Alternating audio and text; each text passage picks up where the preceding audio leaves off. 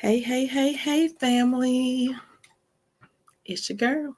I am here. I am back. Like, where's she at? What's she doing? What's going on? Is she going live today? I am, honey. I am. But I'm going to just be very transparent and honest with you, honey. It's been an emotional morning for your girl. The girl has had a very emotional morning. And so I had to take a minute to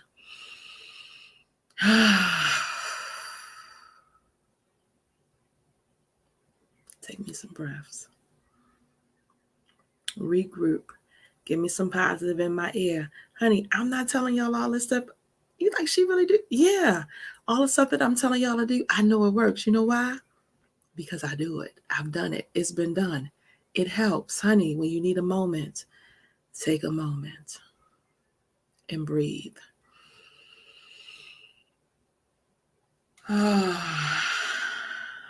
See, I held that thing for about 3 seconds. In my mind, I'm visualizing all of the crazy up in here. It's just gray, just dark, all of the stuff. And I'm imagining as I'm breathing in, I'm imagining God's just fresh breath, fresh anointing, that clean, good spring fresh air. Yeah, the Holy Spirit just coming in, just scrubbing all of that negative crazy up out of my brain and just all that good coming out and the fresh air cleansing, clearing, coming through. Yes, honey, take a minute if that's what you need to do. And then you show up. And then you show up, honey. So that's who we are. We showing up right here, right now. It's your girl, Miss Michelle Allen Franklin. Miss Michelle Franklin. Miss D.I. Miss Community Builder, honey. I'm like Puffy. I got 1,000 names. Yeah, she is me and I am you, honey. Yes, Miss Michelle DIY. But Divine Intervention, where you been? If it's your first time seeing your girl, it is for divine intervention, honey. There are no coincidences in this world, only God's divine intervention in our lives. Miss Community Builder, why? Because that is who I am to the core of me. I didn't make that up. I took a test when I was on this very intentional journey of trying to figure out who your girl is out in this world. And that is what I came back with, Community Builder. Those were test results. It is, I am down to the core of me, honey. I'm worried about you. Yeah, I want to see you win. Yeah, I don't want to just get information and keep it to myself.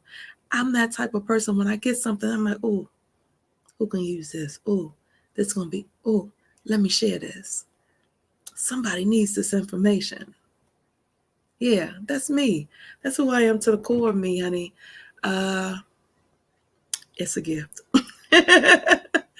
It's a gift. It is a great responsibility to feel the need to do and be and pour for others. But I also, as in a gift, I consider it an honor.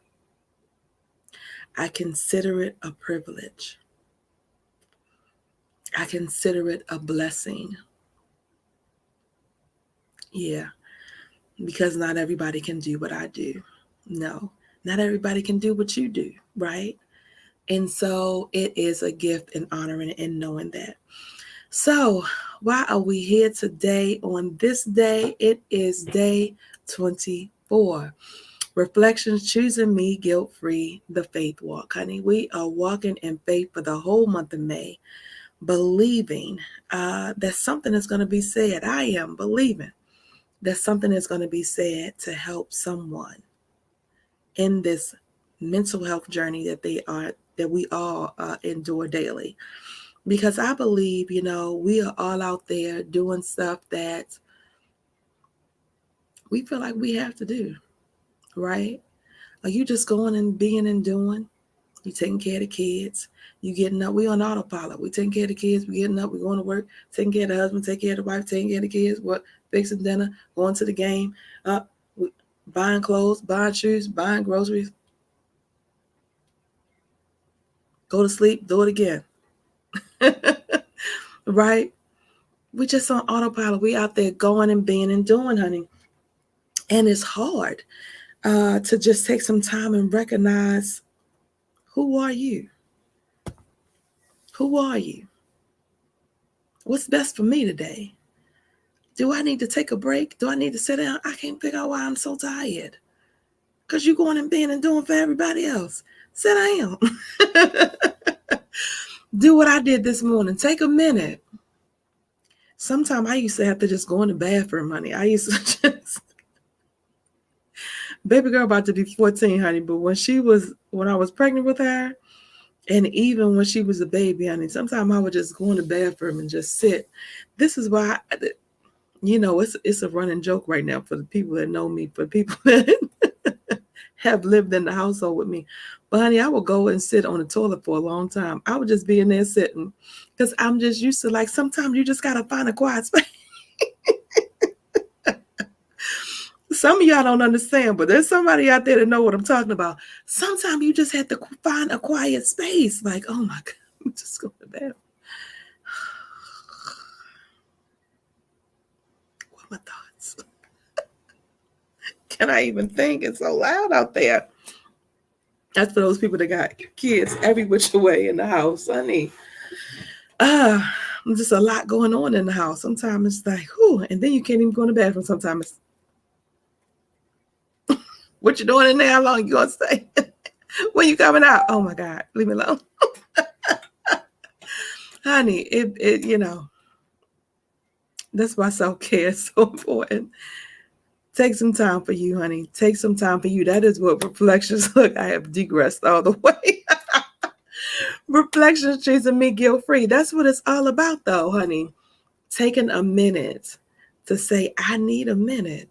Us helper bees of the world that is out there going and doing and being for everybody else. You need to take a minute and don't feel ashamed about it. Yes. Honey, I feel so passionate about it. I've developed programs because I need you to understand how important it is to fill your cup.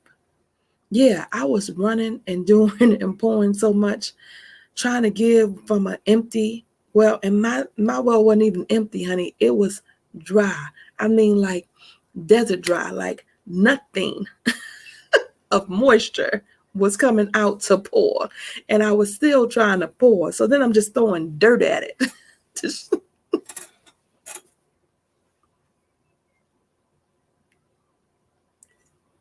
stop doing that. If that's you, because hey, I know I'm not the only one. If that is you, honey,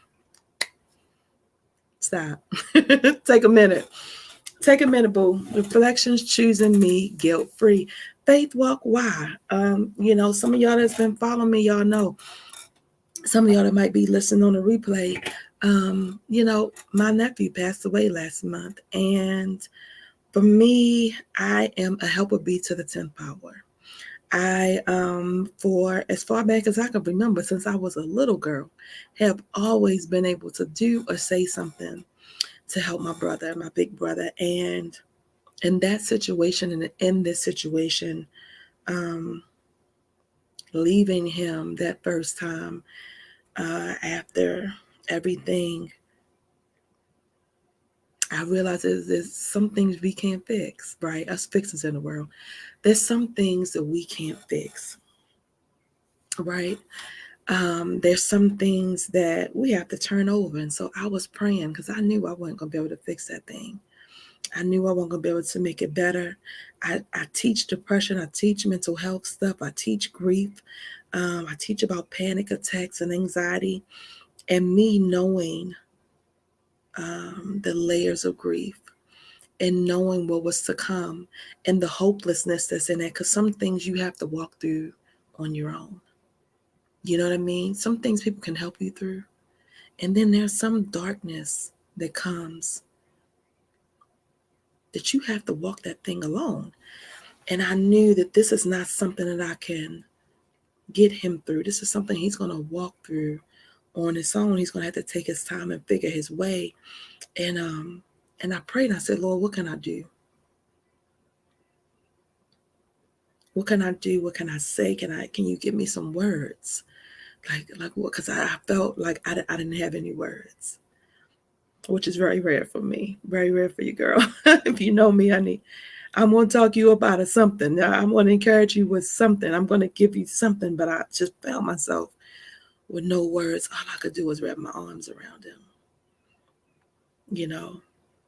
But as I was praying, the Lord gave me hopelessness. I kept seeing that there is an hopelessness.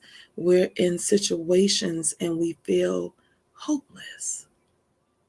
There's so many people hurting in this world, and you feel so hopeless in your situation, right? You don't feel like there's no way it's going to get better. You just have this tunnel vision view because it's so loud, it's so consuming, it's so overwhelming that you don't know when is it going to be over. You feel like there's a hopelessness in the world. And I thought, okay, Lord, well, what can I do about that?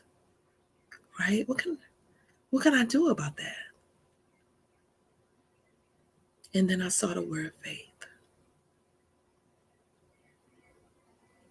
I said, what about the people out there that don't believe that, they don't even know what faith is? Well, you can show them. You can share some stories. You can let them know that it does exist. You can say something and let them know that, they're looking at you. They think you got it all together. They think you ain't never been through nothing. You smiling all the time. Let them know. You've had some dark days. You've had to depend on faith.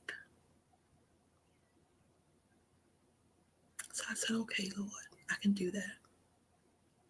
I can get on for 30 days, for these next 30 days, for the whole month of May. The Lord gave me for the whole month of May.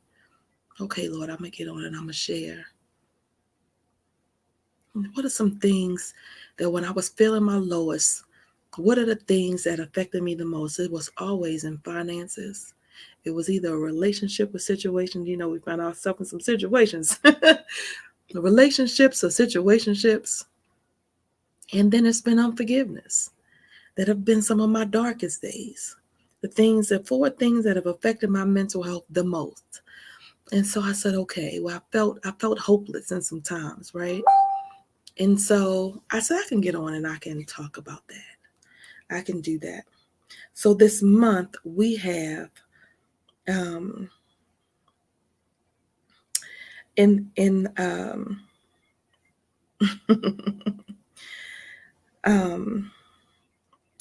in this month I have thank you, Miss Sunshine.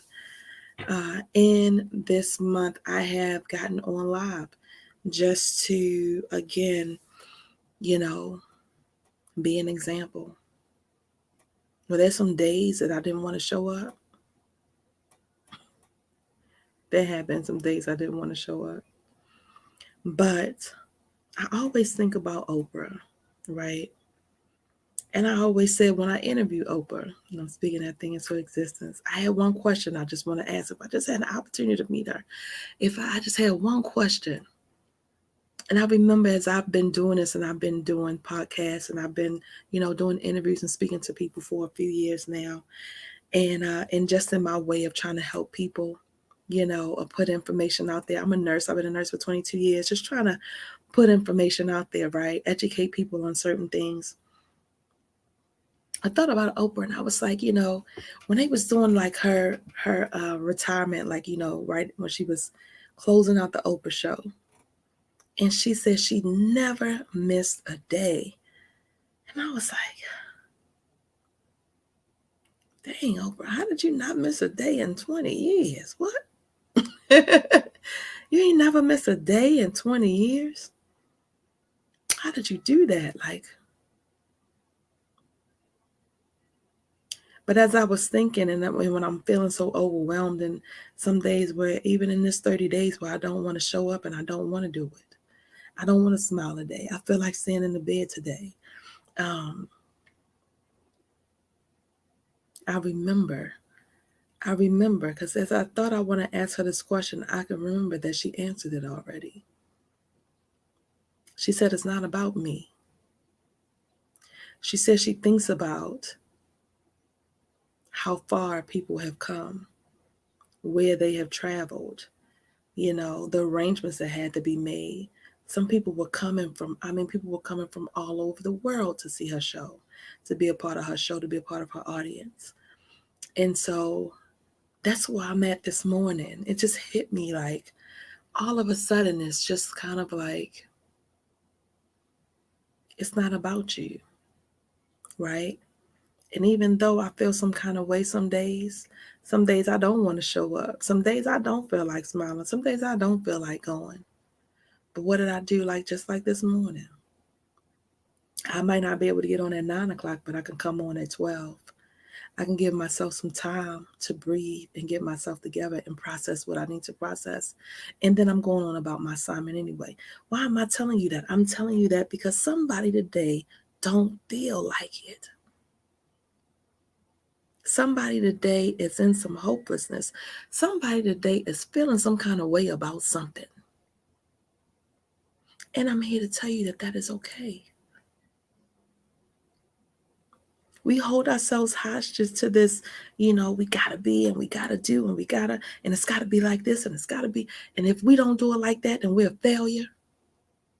Or we talk, we're so mean to ourselves, right? We are our worst critics. I'm here to tell you, honey, give yourself some grace. I got up today and I came on today. But there have been 3 days this month. 3. I didn't make it on. Granted, there was some other things going on and it was other layers in there. But nevertheless, you know what I did? You know what I said to myself? Instead of beating myself up, I said, I'll take those 3 days on the end. I'm going to do what I said I was going to do. I'll tack them on the end. Could you find another way to think about that thing? Could you find another way to process it? Could you give yourself some grace, honey? Is all I'm saying. Could you give yourself some grace in the midst of the crazy? Can you just understand that you are human?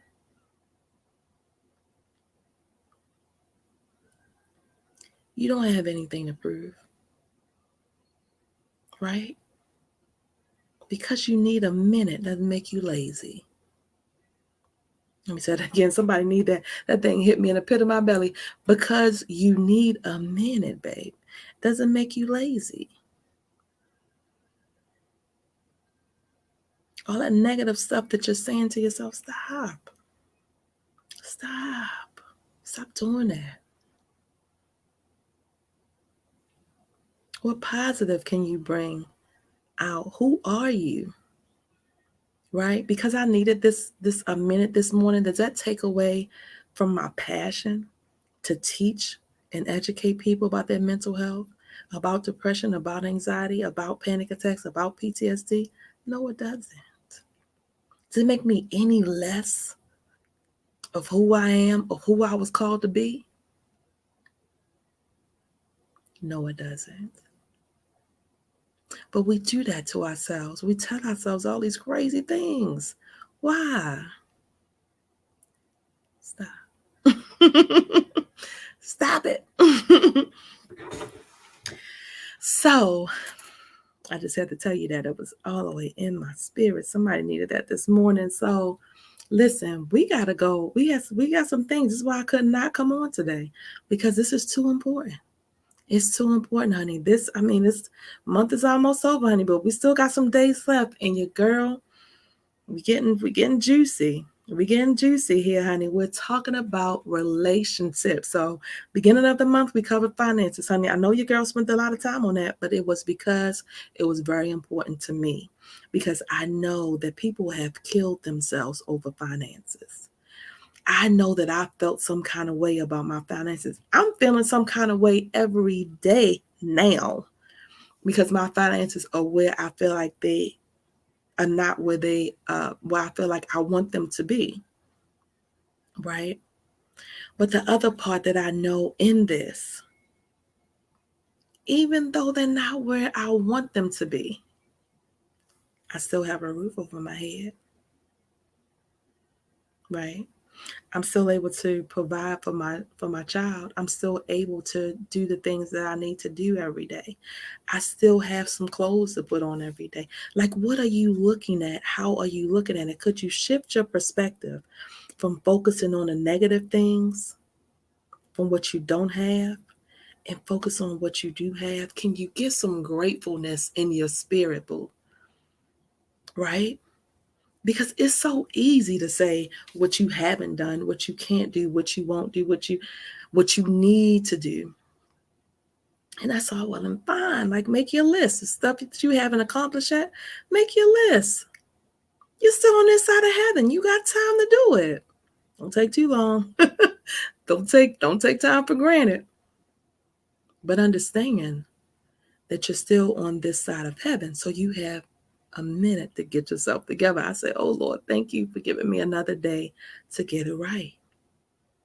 I apologize sometimes. Lord, I'm sorry for taking this long. I'm sorry, but thank you. Thank you for granting me another day to get it right, to do your work, to do what I've asked you to do. I ask God to use me. Lord, use me every day. And sometimes I'm so critical of myself. I'm like, dang, you should be doing this, or you should have this, or you should be, and all this stuff. And I don't take into account all of the things that I've done already, or even the things that I'm doing now, because I'm looking at what I haven't done. But could you take a minute and take in who you are in this world, who you have been, the impact that you may have made on some lives that you don't even see it. Give yourself some credit, boo. Give yourself some grace. God already has.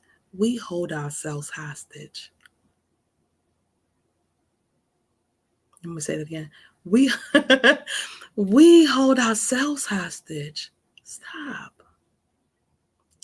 honey. Like, you're in this cage mentally, in your mind. You got yourself locked down. And guess what? Guess who got the key? Mm-hmm. Yeah, you. You got the key, babe. You done locked yourself up and you have the key. Yeah. Ain't nobody coming to save you. Yeah, that's the country in me. Ain't nobody. That's all the Texas in me, honey. Ain't nobody coming to save you. You don't need anybody to come in. I had to tell myself this because, oh, it would be so nice if I just had me a good husband, honey, to come and rescue me from all of this foolishness right here. If I just had somebody just come and rescue me from the foolishness, from just the day-to-day crazy, that just come and just wipe every balance clean. Like, I just want somebody just come, just wipe it all clean.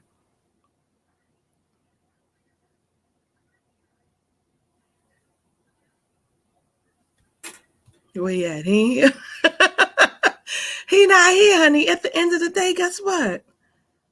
I still gotta go and be and do. I still gotta get up and I gotta do it. And it's a blessing to be able to go and do it. Do I want somebody? Yeah, I do. But guess what? If they don't come and they ain't come, or while I'm waiting for them to come, I still gotta do it. And the other part of that is, I feel like when he does come, I probably won't even let him do it. That's a whole nother conversation. That's a whole nother conversation. I'll be like, boy, bye. Ain't nobody. I'm good. I've been saying I want to be one of those people who can, man, do I need to go to work? I want a husband. Because I be watching these ungrateful women that have be taking advantage of their husbands or their significant others and let them stay home. I'm like, man, if I ain't have to go to work and I could just focus on my business and focus on helping people, that'd be amazing. And then I'm sitting up like, if I ain't have to go to work and blah, blah, blah. And I'm sitting up thinking, I probably wouldn't never not be able to work. It sounds good. But yeah, your girl's always going to be out here doing something. It's the help of being me. I don't know how to sit down somewhere. Yeah, your big mom let me say, go sit down somewhere, girl. Go sit down. I'm just saying. Okay. Oh, all right. Let's get into it, guys. Let's get into it. The topic of today is relationships. So, yesterday we started talking about relationships. And for me, the most important relationship out there. Did you see yesterday? Don't worry about it. If you didn't, guess what? It's on the YouTube channel. Go get it. It's fine. Your girl is recording all month. It's on the YouTube channel, honey. Hit the link tree. Go to the YouTube channel. It's there. But yesterday we started talking about relationships. The most important relationship that you can have. I know you think it's your husband. I know you think it's your children. I know you think it's with your parents. No, boo. It's with yourself. You can't have a good relationship with anybody else until you understand who you are. Who are you? What do you like? What do you want? Instead of just, I'm somebody's mama. Who are you outside of being somebody's mama? Your identity is all tied up in there, baby. You are more than somebody's mama. Who are you? You are more, boyfriend, than somebody's daddy, right? Who are you? What do you want? What do you want to be? What do you like? Right? I'm reminded of when I in my program in Reflections Choosing Me Guilt Free. I played a clip when I'm talking about this of the scene from Coming to America when the beautiful Vanessa Bell Armstrong walks into meet King Hakeem, right? Prince Hakeem, and he's saying, I know what I like, but what do you like? Whatever it is you like. No. Do you have a favorite? Like he's just trying. He's trying to get her to say, do you know who you are? She say that the whole time. Do you know what you like, honey? Whatever it is you like. Is that what it is for your children? You like whatever your kids like? You like whatever your husband like? You like whatever your wife like? You like whatever somebody tells you like? What do you like? What you like to do? What do you like to wear? What outfits do you want to see yourself in? Why you letting somebody dress you all the time? You got to seek validation for somebody else, right? And listen, this is very, very important to me because there are so many beautiful spirits that are out there seeking validation from other people. Stop that. Stop that. God gave you the thought. He gave you the vision. You don't need nobody co-sign on that thing. You don't need anyone to co-sign on that. My brother used to tell me, he said, Michelle, you don't ask anybody about, you don't ask nobody about nothing. This is what I want to do. This is what I like. I don't care about what you think about it. And not even in a mean way, right? It's just that I don't need that. It doesn't matter. I like it. Yeah, it's different. I know it's unique.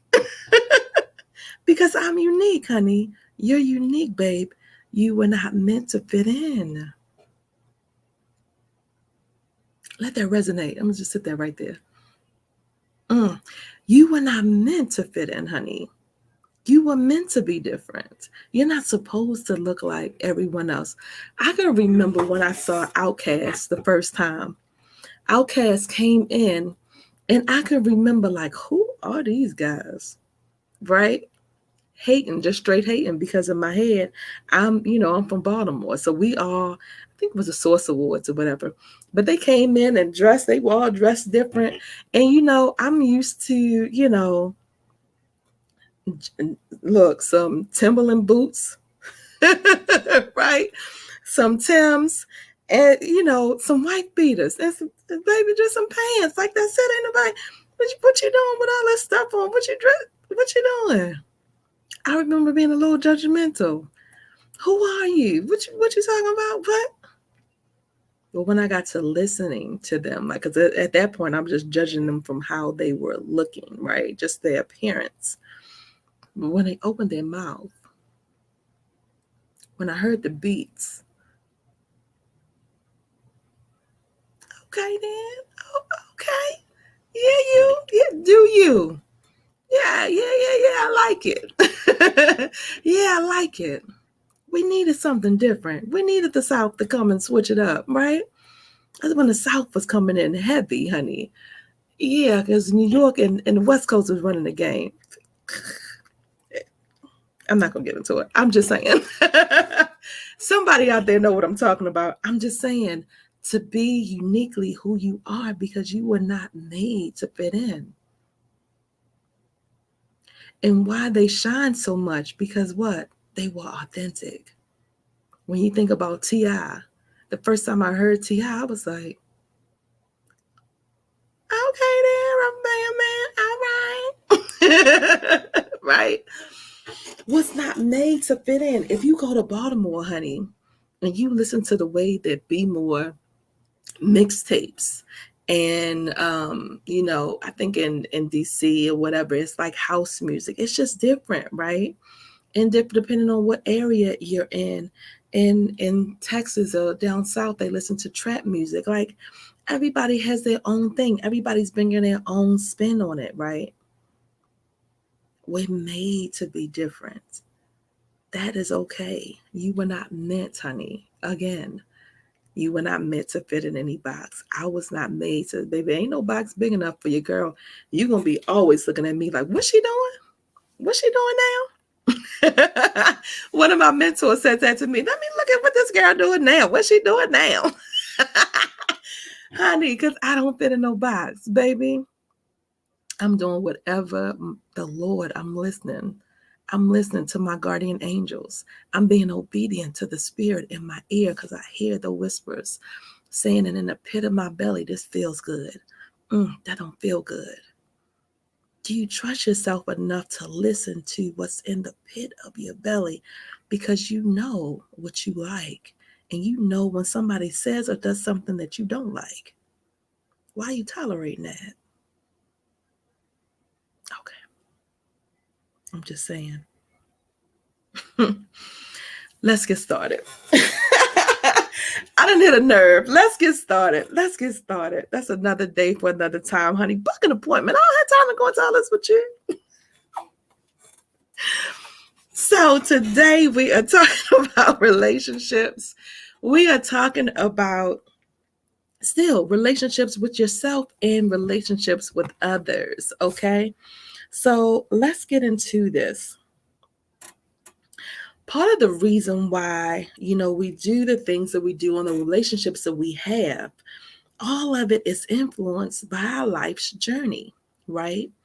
And if you think about some of the things that some of the people that are in your life, if you think about some of the situations that you've been in, why have you been in these situations? Why have you allowed yourself to be in these situations? Why haven't you allowed yourself to be loved? Why haven't you allowed yourself to be in a relationship? Why have you stayed in this relationship for this long? You know that girl ain't no good for you. Why are you still in there? Why has it when somebody came to love you, you were not able to accept it?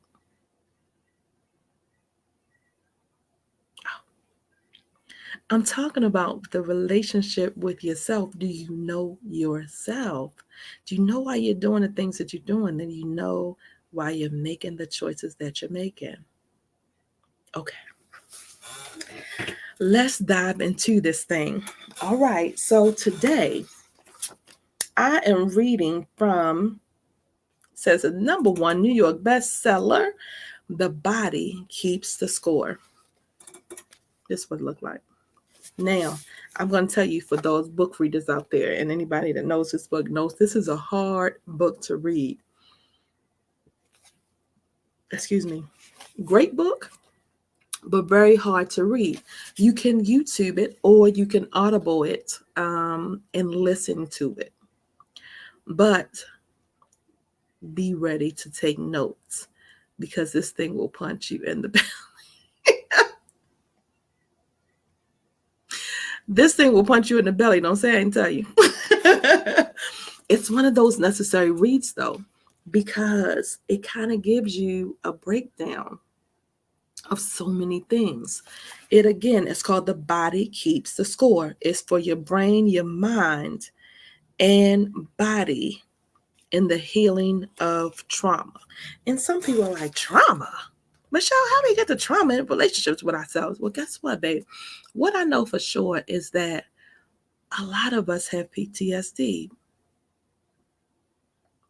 post-traumatic stress syndrome. Mm-hmm. A lot of us have it. You know how I know? Because a lot of us grew up in a generation of what goes on in my house stays in my house. Mm-hmm. Because statistically, 1 in 5 people are suffering from some mental health disorder, a situation because of situationships, because of most likely things that have happened in their childhood that they haven't dealt with. Yeah. So when I'm asking you, why are you making the decisions that you're making? Why are you staying in relationships longer? Do you know yourself? Who are you? What happened? Right? I'm not asking just because. I'm asking because when I got intentional about my life, when I got to a point where I was like, girl, I don't know, like I'm choosing the same man. Why am I choosing this man? Why? Like, this is not, what is going on with you? Why am I allowing myself to emotionally eat till I get up to 270 pounds? Like, why am I doing that? What is going on with you that you're making this okay in your mind? Why are you making these decisions? Why are you doing this? Why are you sitting in complacency? You know you are better than this. What are you doing? When did you become this person? How are you okay with the way that things are? This is not okay. Why are you comfortable? You shouldn't be comfortable. This is not comfortable. Why are you comfortable in the crazy? Why have you allowed yourself to be comfortable in the crazy? When did this become okay? Because there was a time when it wasn't okay. When the hell did that happen? Why is it okay today?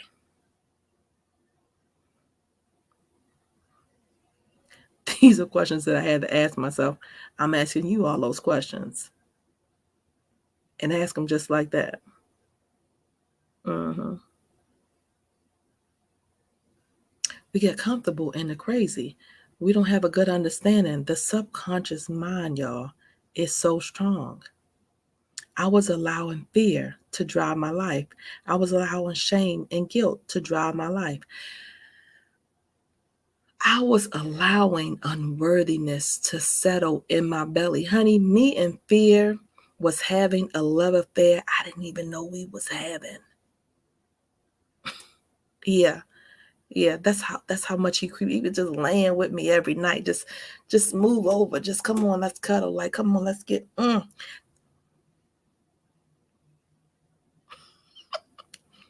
Yeah, we was having an intimate we was in an intimate relationship, honey. I thought I was single. Mm-mm. Me and Phil been hanging out for over 20 years. We've been hanging out. I didn't even know. I didn't even know. The subconscious mind is so strong. And so when I got to thinking about this thing and I got intentional about my life, I realized that a lot of it stemmed from childhood, right? When I'm telling you that most of your stuff, most of the things that you're doing, that anger that you have in the pit of your belly that you don't deal with, wonder why you snapping and angry at everybody because you can't have a simple conversation. You're not comfortable with communicating. It's uncomfortable for you to get a hug.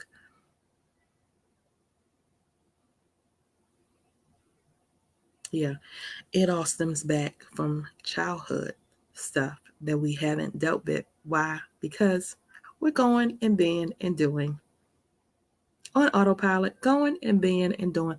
I can go to work in my sleep. I could go to work and on that unit when I first started being a nurse, honey, I could do it in my sleep. When I was manager of an outpatient department, I can fix things in my sleep. I was on autopilot. Are you on autopilot? Okay. I'm in chapter 13.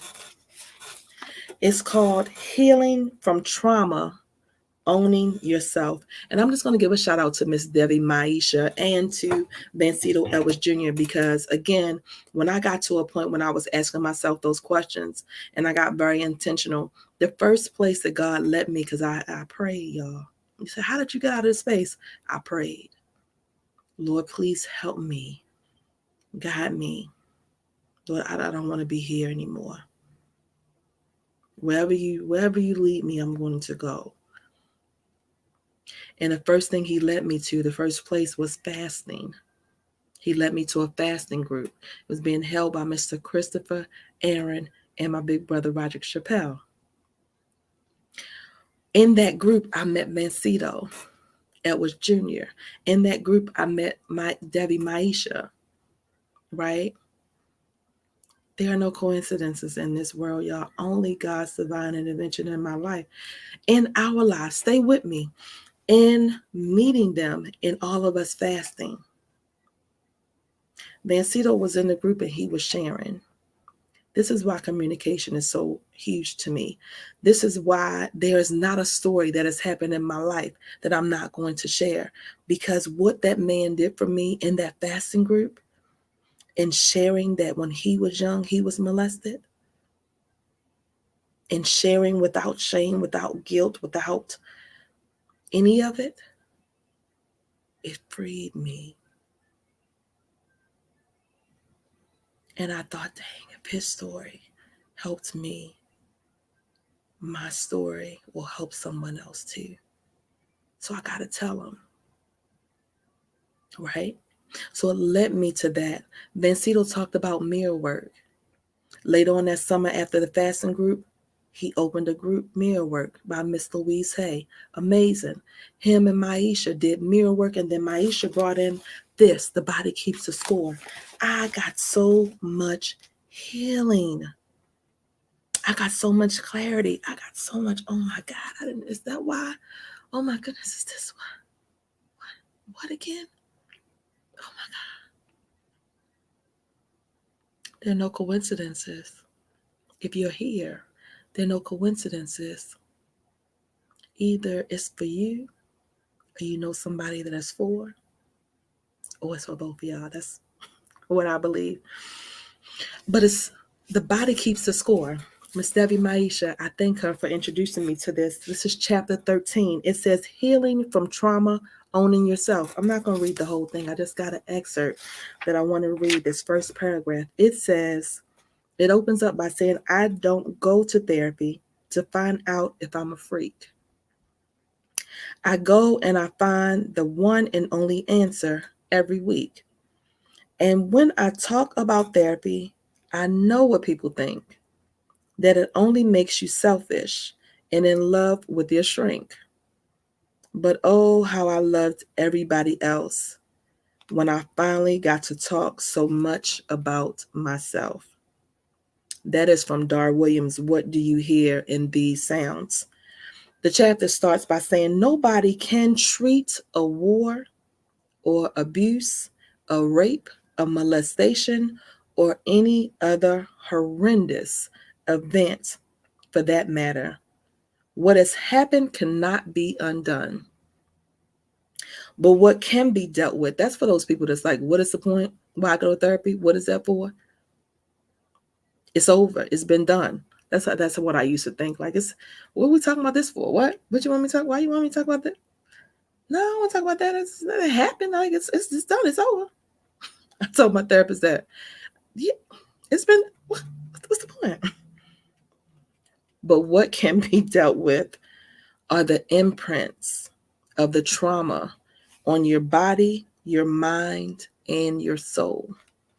The crushing sensations in your chest that you may label as anxiety or depression, the fear of losing control, always being on alert for danger or rejection, the self-loathing the nightmares and the flashbacks, the fog that keeps you from staying on task and from engaging fully in what you are doing, being unable to fully open your heart to another human being.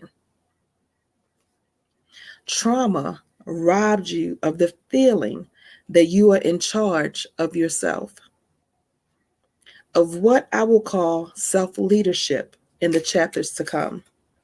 The challenge of recovery is to reestablish ownership of your body and your mind of yourself. This means feeling free to know what you know and to feel what you feel without becoming overwhelmed, enraged, ashamed, or collapsed. For most people, this involves one, finding a way to become calm and focused, two, learning to maintain that calm in response to images, thoughts, sounds, or physical sensations that remind you of the past. This is really huge in grief, is really huge in trauma, is really, really huge in anything that you've been through that has affected you mentally. A lot of people think PTSD is, I thought it was like, I ain't been to the army, I ain't been on no grenades, we ain't killed nobody, right? But in the molestation, right? I'll tell you this real quick. I always, probably every day, at certain periods of points of times of the day, have a flashback. Every day. I'm 46 years old. Every day I was having, some thought or some vision or something where it was coming to me. I would see it. It was almost like a flash of a movie screen in a movie scene. And it ain't like it's a long flash. It's probably about 15 seconds, but every day I see it. I can't tell you why or what particularly would remind me about it, but in the quiet and the stillness, I would see it, right? And so all I could see is me up underneath this bed that he used to hide me up underneath of, right?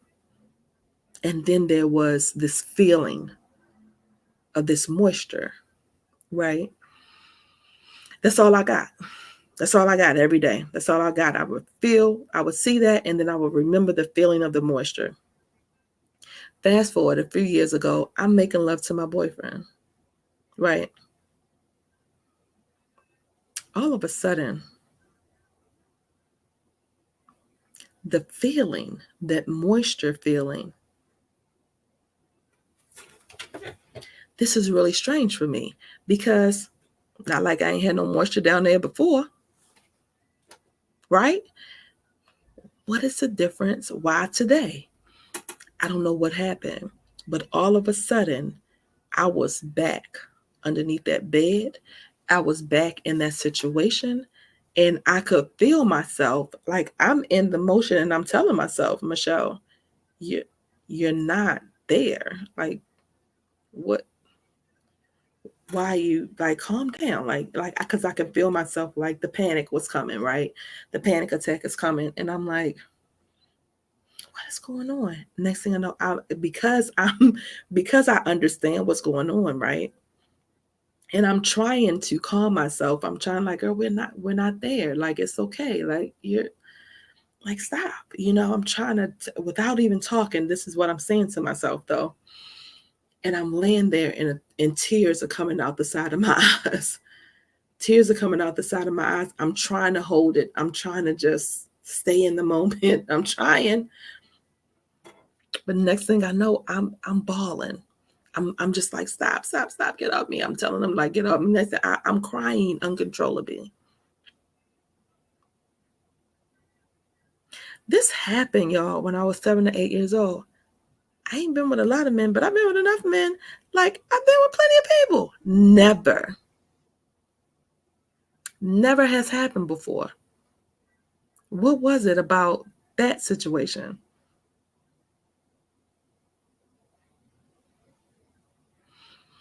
It was so overwhelming, and all I could do was cry and wait for it to pass. But it was again at that point in my life, and I can say even so today, because now this is something, and even as I'm talking about it right now, I'm like, oh, that's still on the list. I feel like as I've gotten very intentional about my life, there have been certain things that I very strategically have dealt with and I've checked off my list, right? But that one I really haven't dealt with yet. I haven't really dealt with it yet. I've dealt with the abortion. I've dealt with the divorce. I've dealt with the rape. You know what I mean? I've dealt with some relationships. I've dealt with certain things. You know what I mean? Um, And so it's always like we think it has to be, these big grandiose things or whatever. But there are certain things that have happened in our lives that have affected us. And again, because we have gone on, because, we think that happened way back when, we don't understand our body keeps the score. Our body, that trauma is still there. We haven't dealt with it. You got to take a minute and deal with it. Or for me, it is getting to generational wealth. Generational wealth to me is way more than money. It is an abundance of love, peace, joy, faith, and understanding. And getting to that generational wealth that you can pass on to your children and your children's children and generations to come, that's breaking those generational curses. You got to deal with this stuff. You have to teach your kids how to deal with this stuff. Things that come. I just told my daughter the other day, we're not holding this in. She had some things that were, no, let's talk about it. Let's get this out. Express how you're feeling. It's important for you not to hold these things in. Because I need for her, when she gets older, to teach somebody else. I need for her to go to school and say to her little friends, no, that's not how you deal with that. You need to get that off. You need to write it down, write in your journal, tell your mom, all of that. Hey, Miss Sunshine, you said it happens to most trauma victims. Yes, because we don't even realize that we've been traumatized. We don't call it trauma, right? For us, especially African Americans, we don't understand the trauma. When I saw my therapist after I was in a domestic violence situation, right? And one of my coworkers at work was like, "Oh, you need to go see somebody about that." I was like, "Yeah, okay." And so she recommended somebody, and this lady was worked with more specifically women that had been in abusive situations, right? And it even wasn't even like I had like an ongoing thing. It literally was one incident, but it was so traumatic in what happened and the way it affected me and the way it affected my daughter that, I'm telling her about it. And so she's like, you need to go see this lady. So I'm talking to the therapist. I'm talking to the lady, and she was like, are there any other things that have happened to you? And so I was like, no, not really. I just told y'all molestation, rape, like all these, like check, like all of these things. I got like 20 things on the list, and here I'm sitting up like, nah, I ain't never been through nothing traumatic. She was like, you haven't been through anything? I said, well, anything like what? And she said, just anything that you might not have liked, or that you may have made you feel uncomfortable, or maybe, anything. And I was like, oh, well, well, yeah, and I start naming off, just like I'm talking to you, just regular. Well, yeah, I've been molested, and I was molested by 2 cousins, and I got an abortion. I was pregnant early at 14. First time I had sex, I got pregnant. I had an abortion. I told about my husband, the coming home, and just the divorce and that whole process. And I talked about the rape, and I was like, yeah, and I've been raped and whatever. And I was like, you mean stuff like that? She was like, Michelle, yes, these are not normal things. These are traumatic things. I'm like, yeah, I seen somebody get killed. I walked in the house and he got shot like right there. He died on the porch right there next to me. And she was like, And I was like, well, it happened. Like, it's over. It's not, those are not really big deals. That's been done. That was way back. Like, I was way young. Like, that didn't matter. And she's like, no, Michelle, that matters. I was like, okay. You know what I mean? She was like, well, what happened? Let's go back. We have to unpack this, she said. Let's go back. We need to talk about what happened with the molestation. Let's go back to the first thing. And so she goes back, like, what happened with the molestation? I was like, I don't know. I was like, I don't really remember what happened. Is there anybody around you that would know what happened? I said, yeah. So I'm telling her the story. I'm like, yeah, my brother and my dad, my mom, they'll know. Well, go back and find out. What was she doing? She was trying to give me closure because my body, my mind remembered, right? And even though I unpacked that thing with her, why did I have this up here? Because what I did at that point was very surface, right? So you can sit up and think that you've dealt with something, but did you deal with it? Did you really unpack that thing? Did you really talk about how it affected your life? Did you really, you see what I'm saying? There's a difference because it's so easy, right, to stay on the surface of that thing. So in our minds, we think we done dealt with it. But clearly, there's work to do. If I'm making love to somebody and literally having a panic attack, right? There's work to be done. So I'm asking you, are there some things in your life that, that you feel like, and sometimes you got to make a list. You don't know, you don't have to try to unpack everything all at once because, again, it took me years. It is a journey. I'm still on the journey, right? I'm still going to see a therapist every 2 weeks. I'm going because I know the benefit of it, right? I know that I've been through so many things that I don't even remember all the stuff that I've been through. I have to sit up and I got to think about it. I'll be talking to somebody like, yeah, that did happen. Dang. Yeah, I probably should talk about that. Add it to the list. Okay.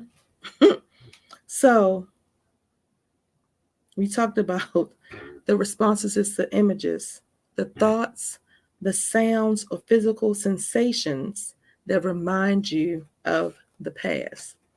Number 3, finding a way to be fully alive in the present and engage with the people around you. Because we get on autopilot, right? We're not engaging with the people around us. We are there, right? But are you there? Number 4, not having to keep secrets from yourself. Oh my God. Let me say it again. Not having to keep secrets from yourself, including secrets about the ways that you have managed to survive.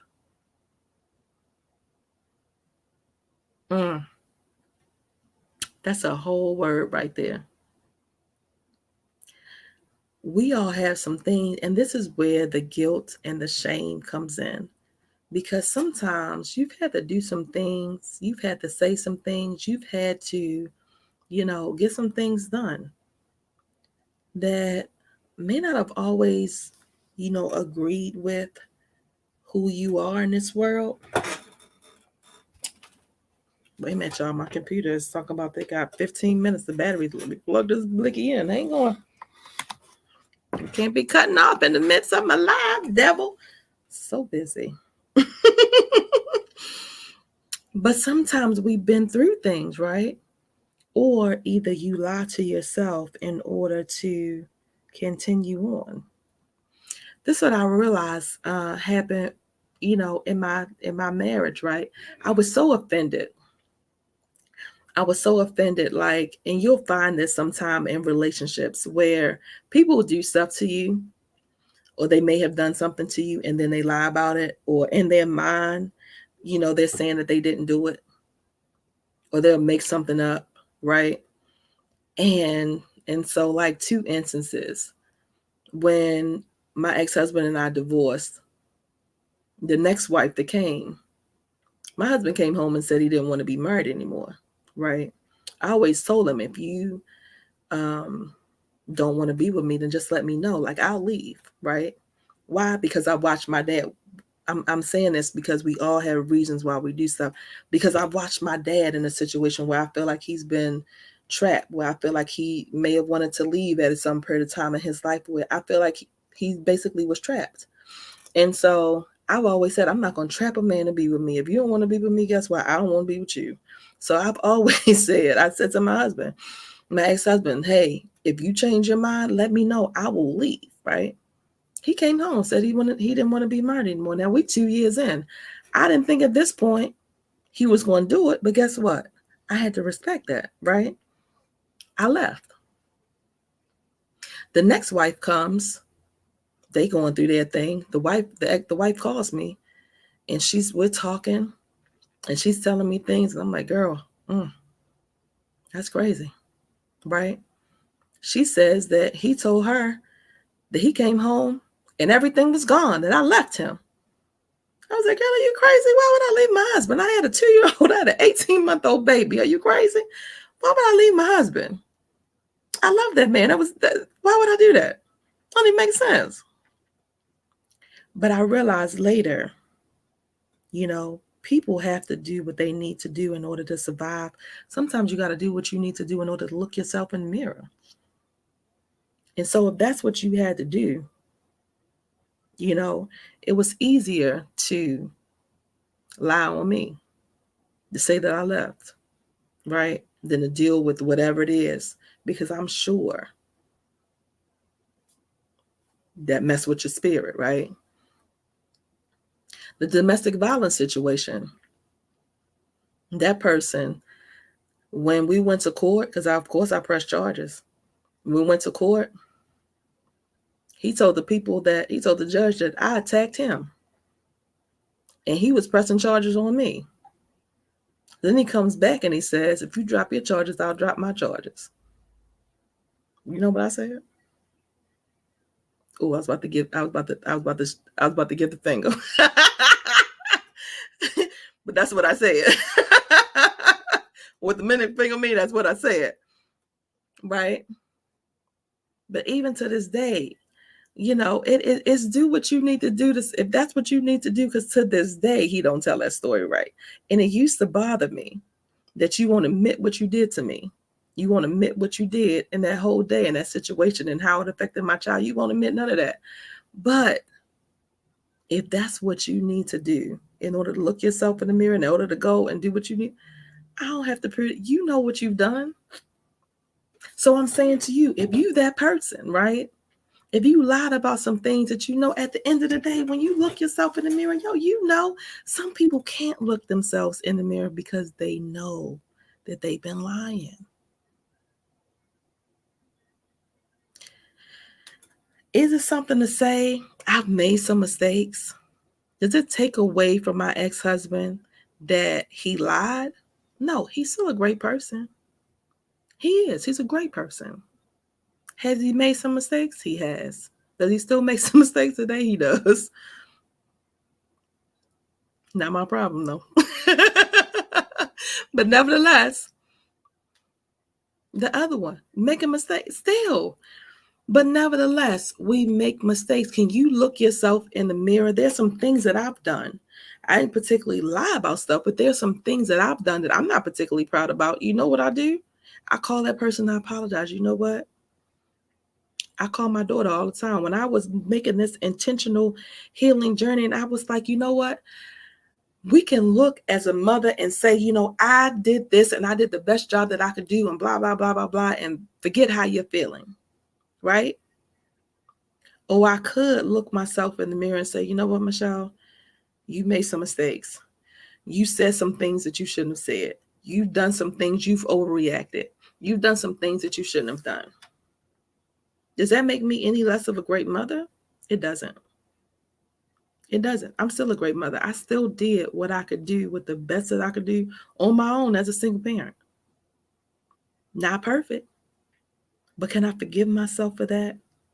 Because otherwise, if you can't look yourself in the mirror at your mistakes and the things that you've made, you are holding yourself hostage, honey. Because your body, your mind remembers what you did. Your body is keeping score, whether you know it or not. That's what it's about. That's what it's about. Who you lying to? Who you keeping secrets from?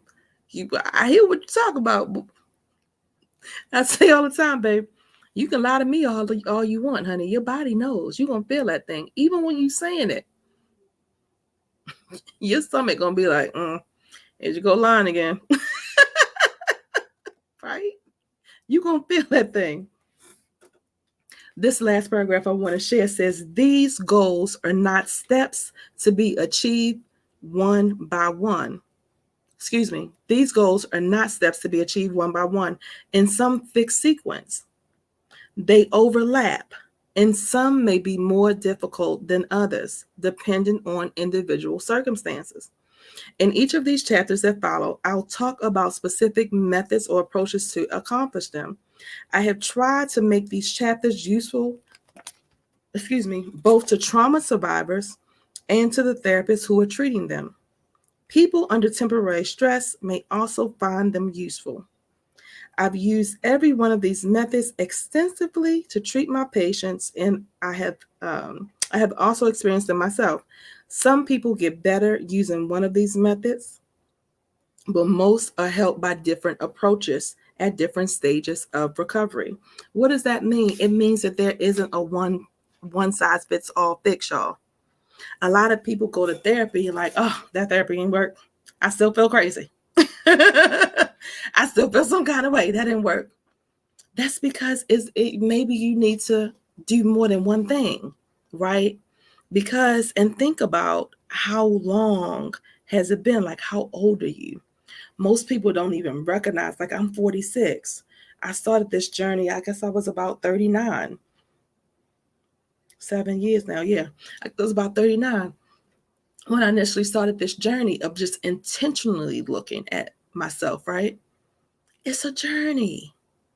It's taken me a lot of things, right? I've been fasting. I've done this. The body keeps a score. I've done mirror work. I've done 30 days of change. I've done so many multiple programs. Do you know what I mean? And I'm still learning. I go to therapy, right? I'm implementing self-care. I'm exercising. I'm deep breathing. I'm doing breath work.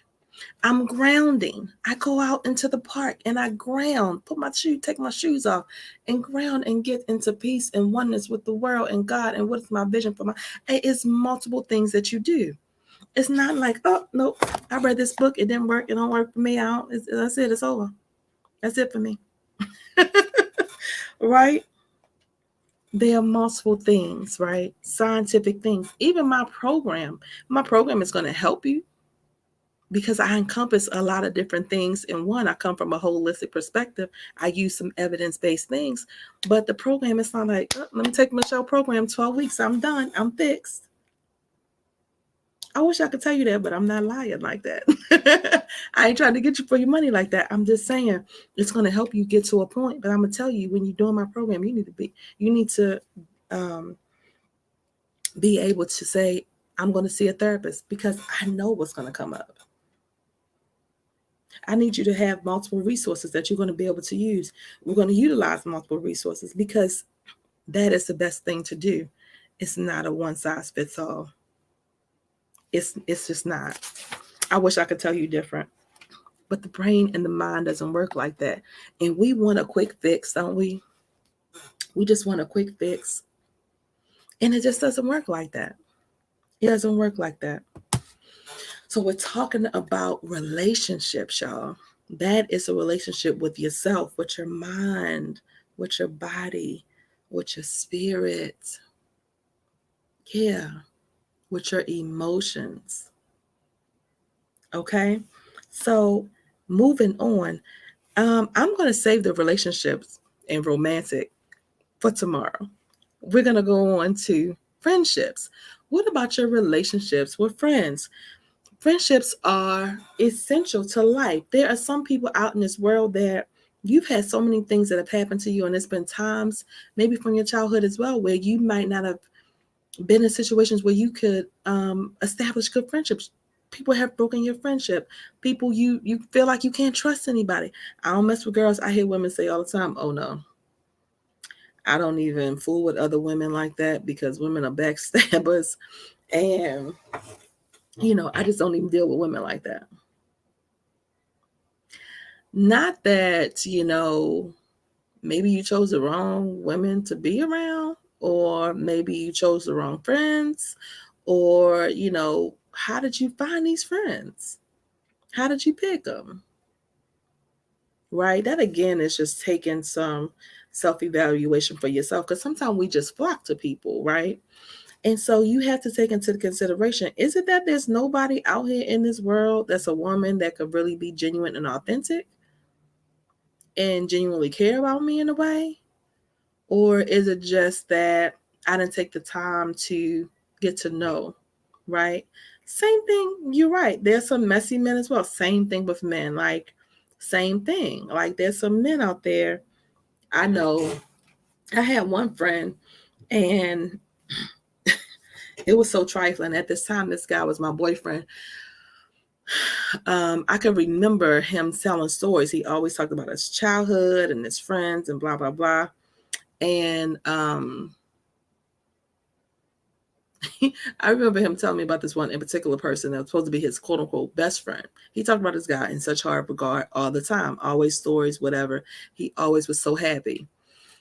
The first night, I mean, me and this boy ain't even been broke up for a whole 24 hours. He must have called this guy and told him that me and him broke up. Who was the first person calling my phone at 2 or 3 o'clock in the morning?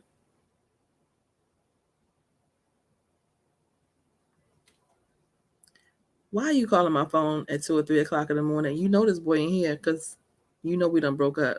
You can call my phone 2 or 3 o'clock in the morning when a man lives here. Why are you calling now? What you think about to happen? What you supposed to be the shoulder I'm supposed to cry on? Get your, get off my phone.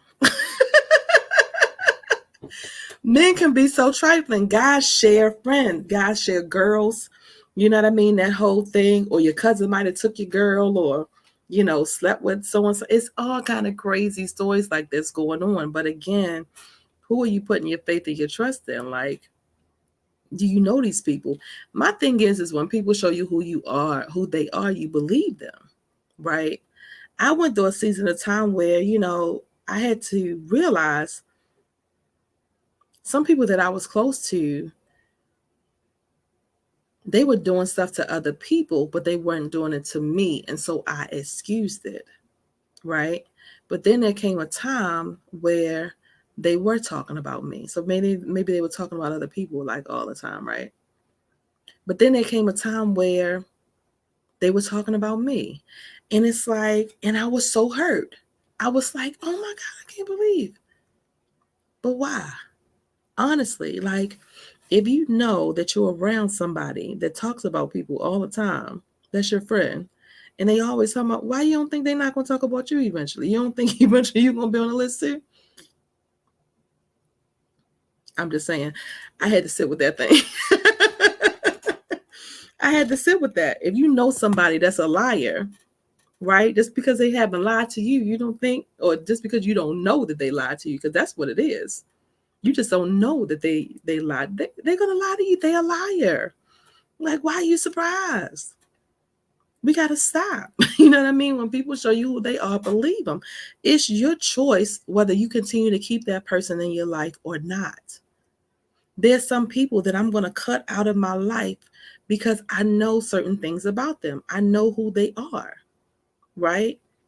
There's some people that I love deeply. And I'm going to say flaws and all. I still love you. I don't want to cut you out of my life. You got a spot, but I know who you are. I know I might not be able to trust everything that you say. I know with certain things I can't depend, but I know on certain other things that I can. It's my choice, right? It's your choice. Who are you dealing with? The people that you are calling your friend, are they really your friend, or maybe they're just associates? I'm teaching my 14-year-old, my 13-year-old, she'll be 14 in 2 weeks. I'm teaching her this right now. She's calling everybody her friend. I said, babe, everybody's not your friend just because you know them. And we have to understand and know the difference. Then you don't get hurt. You just put everybody needs a little category. Who are they? What is their role in your life? Are you the one that's always giving? Oh, are you the one that's always giving? Oh, I feel a little choppy. I see it. My thing that broke up a little bit. It's rain. It's about to look like it's about to rain outside. But I was saying, are you the one that's a better friend to other people than people are to you? That's been me all the time. I've always in certain situations been the better friend. I've always been the one to jump and give. I've always been the one to jump and do. I've always been the one. Oh, you need this. Oh, you need a ride. Oh, you need this. I was in nursing school. I had one girl. We became very good friends, but I realized that at the end of it, I was always doing and giving for her. She needed something. Oh, no problem. I'm going to do. That's who I am.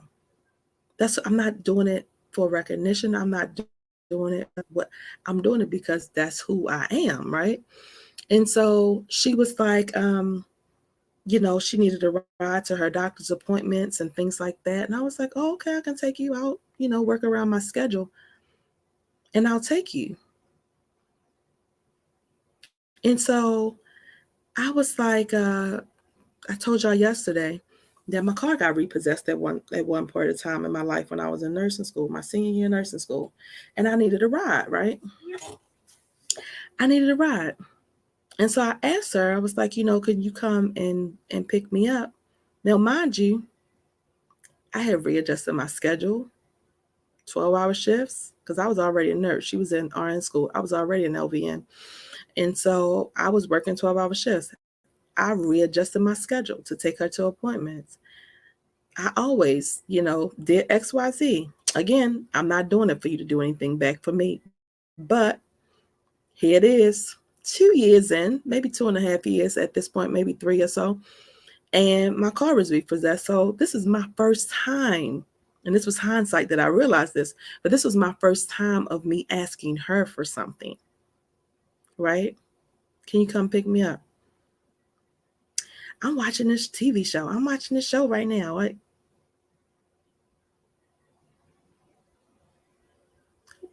Oh, okay. Are you going to be able to come pick me up or no? Like, because it was almost like she was talking to me as if I was one of her children and she ain't had no kids. And so I was like trying to figure this out. Like, what are you doing? Are you coming or are you not coming? Like, I don't need all this extra. And so she was like, yeah, I'll be there. Right. And then when she came, she commenced to trying to fuss at me. Right. What you not about to do? Baby, you ain't got no children in this car. What you not about to do? Okay. And so I told her, I said, you know what? After today, you won't ever have to worry about me asking you for anything. Right? Nothing else. Don't worry about it. No, it's not like that. Blah, blah, blah. What is it like? What is it like? Right? Again, when people show you who you are, you believe them. And so it is sometimes you allowing people to be in your life, or you are holding people up on these pedestals that don't belong there. They don't belong there. Would I take back me doing anything that I did for her? I wouldn't, because I did it from my heart, right? But understand who people are in your life. That's all it is. What you say, Miss Sunshine? She said, when I learned to value myself, I attracted better friendships. That is so true. I learned when you are a giver, there are always going to be takers who do not respect boundaries. That is very true. You said my dad said leeches have no restrictions. They grab on and suck your blood until you become deficient. That is very true as well. People will use you until you, as long as you allow them to use you. But it was, I had to, again, my big brother Roderick Chappelle taught me this. While I had, this finger pointing at her, like, oh my God, how dare she do this to me? Blah, blah, blah, blah. I had these 3 fingers pointing back at me, right? I had to take into consideration what I had allowed to develop. I volunteered myself for that situation. Did I think it would be all that it was? Did I think, even developing into, I thought we had a friendship. I thought, what I did for her, I thought she would do for me. That's what you think friendships are, right? But a lot of people they don't look at it like that. And they do take your kindness for weakness. And it just kind of is what it is. And then it just ends up, because what I've learned at this point is, in valuing myself and understanding who I am in this world, and not even in a cocky way, but you want me on your team. Like, I'm a good person.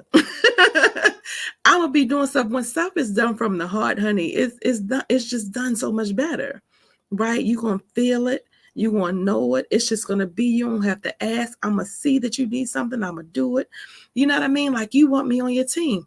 But if you mess that up, that ain't on me. What I got to feel guilty about that for? That's your loss. I'm a good person. That's your loss. What I'm going to feel bad about it for? Why am I trying to force myself on somebody that don't want me to be their friend? Why am I trying to force myself in a relationship as somebody that don't see my value? Right now, my favorite song right now is Miss Coco Jones. I See You. Baby, that song do something to me, because all I'm saying is you want to be seen in anything, right? In your relationships, in your friendships, even in situationships. You want to be seen, right? If they don't see you, you don't beg somebody to see you, honey. That just means that that's not your person. That's not your friend. Blood or not. It's not your person. And that's okay. Keep it moving. Somebody gonna see you, right? Somebody is gonna see you. The other relationships that we have. So we talked about relationship with ourselves. We talked about family, right? What about mentors and role models? Honey, use some mentors and some role models. You can't, anything that you're trying to achieve. I'm trying to figure out why my lips are so dry. I'm like, got my stuff right here. Anything that I need to get some more. I need my cocoa butter stick that melted in the car. That's what I really need. This is gonna have to do.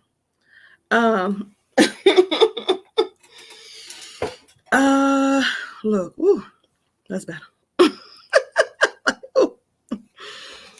The mentors and your role models. And so, especially if you're trying to get to purpose, if you're trying to do something in this world, if you're trying to get to another level in your life. I'm a nurse. I've been a nurse for 22 years now. And one of the greatest things and one of my greatest gifts that I feel like God has ever allowed me to be is a mentor. I did not even know how much I would love it and how much I would just appreciate and how happy it makes me. I can remember being a new graduate from RN school, and the teacher, one of my teachers, Professor Belgrade, was trying to get me at Coppin State University, was trying to get me to be an instructor. And I was like, oh no, Professor Belgrade. These little adult students, they are ungrateful. I ain't gonna be able to do it. Right? Excuse me. And so fast forward a couple years, and I was cleaning up my credit. I wanted to buy a house, just trying to earn some extra money. And she asked me again. And so my reason for starting to do it wasn't because I wanted to help or whatever. It really wasn't. It was because I'm just being honest and transparent. It's because I was trying to pay some things off. It was just like, oh, there's some extra money. I could pay off my credit cards. I'm trying to do this or whatever.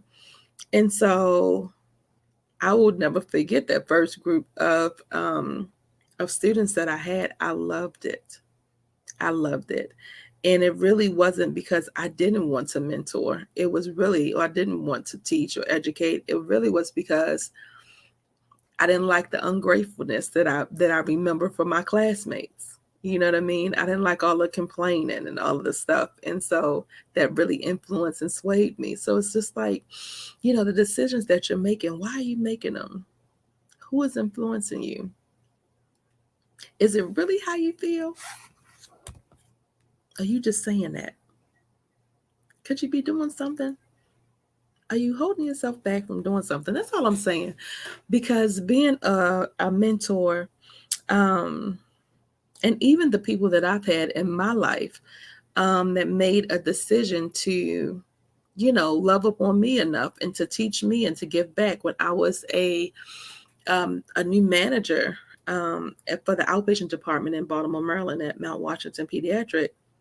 When I was a new manager, my VP, she really, honed in on me and really, taught me a lot. And I'm so grateful, for that relationship that I have with her. And so it started out professional, and then it turned into, what me and my mentees have is a beautiful friendship, and it's a lifelong friendship. You know what I mean? And so you develop these things and these role models, and then you end up getting these great relationships out of it. So it is, do you have something? Do you have a gift? Do you have something that that you can reach back and help somebody else? Is there youth? Is there adult? Is there a student, in your profession that might need your help, that might need a little guidance? You know what I mean? And then not even sometimes it has to be like this whole big professional thing. Like if you a chef, could you bring some young people over and teach some classes?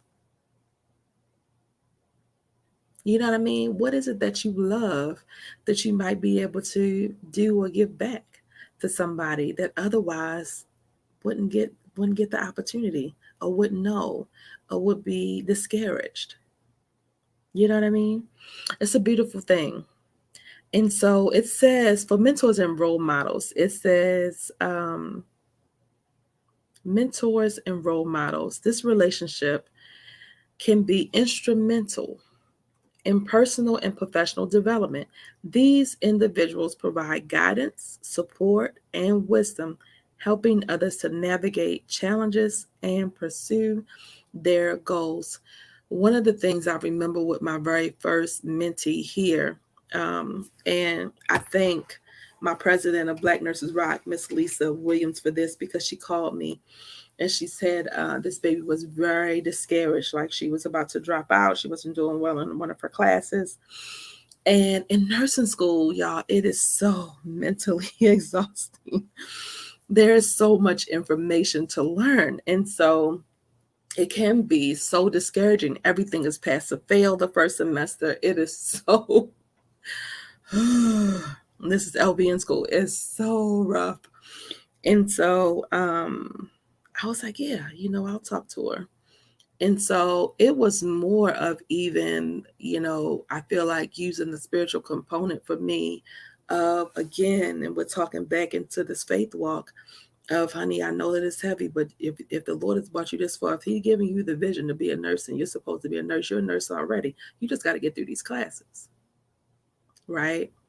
And I just remember pouring and pouring into her. And right now, today, that young lady, she went on to graduate from LVN school. She went on to go to RN school. She is working on her master's degree right now. And it just makes me so happy. I feel like I want to cry. And I had two other students after that. And it is just like, those two young ladies, both, just kind of in this period of time, like, You need somebody that's going to say, yo, you can make it. You can do it. Like, it's not anything special about me. We're going to study. You're going to do this. Just do this. Even give them just a little bit of guidance. The very last young lady, she was just ready to give up. She had some situations. She had a teacher that was doing some crazy. And I was like, that's not how it's supposed to go. That's not what's supposed to. I need you to go and talk to this person. Go talk to this person. Don't give up. Keep going. It might take some time. Keep going. And she did that. And for her, she set the precedent for the rest of the class because she went and did some steps ahead, right? What would have happened? And I'm not like giving myself all of whatever, but I'm just saying what would have happened if I wouldn't have been there to encourage her. She would have gave up. How many times are you in situations you don't have anybody to encourage you and you just want to give up? Or what is the point? Well, I'm going to do this. Well, they said, or whatever.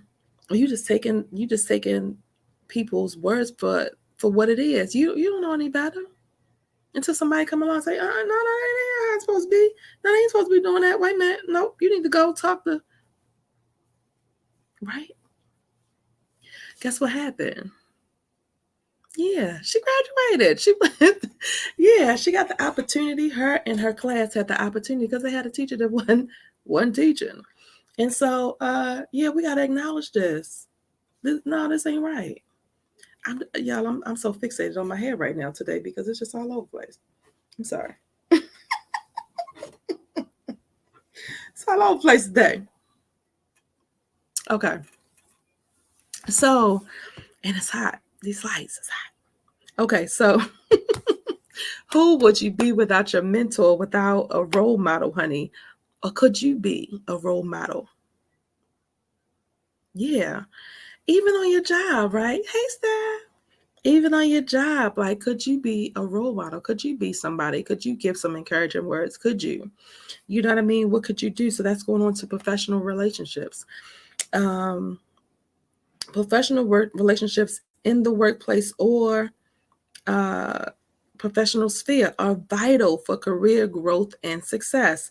Collaborative partnerships, mentorships, and networking connections can open doors, provide opportunities for learning, and to help one's career. Professional relationships, honey, I don't know where I would be if it wasn't for somebody saying to me, Michelle, you know, you're a leader. If it wasn't for somebody saying, Michelle, you can do it. They saw stuff in me that I didn't see at that period of time. Why? Not because, my self-esteem was low, but it was like I was going through a dark period at early on in my divorce, dealing with that relationship, having this 2-year-old baby that I didn't even know how the hell I was going to make it through. I didn't have no vision for my life at that time. I didn't know what I was going to do. Right. And we get into these situations where we don't even know how we're going to make it through. We don't know what the plan is. We want to plan something. We know we need to do something, but we don't know exactly what it is to do.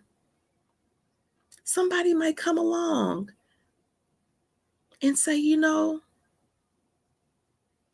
that's how I got into LVN school.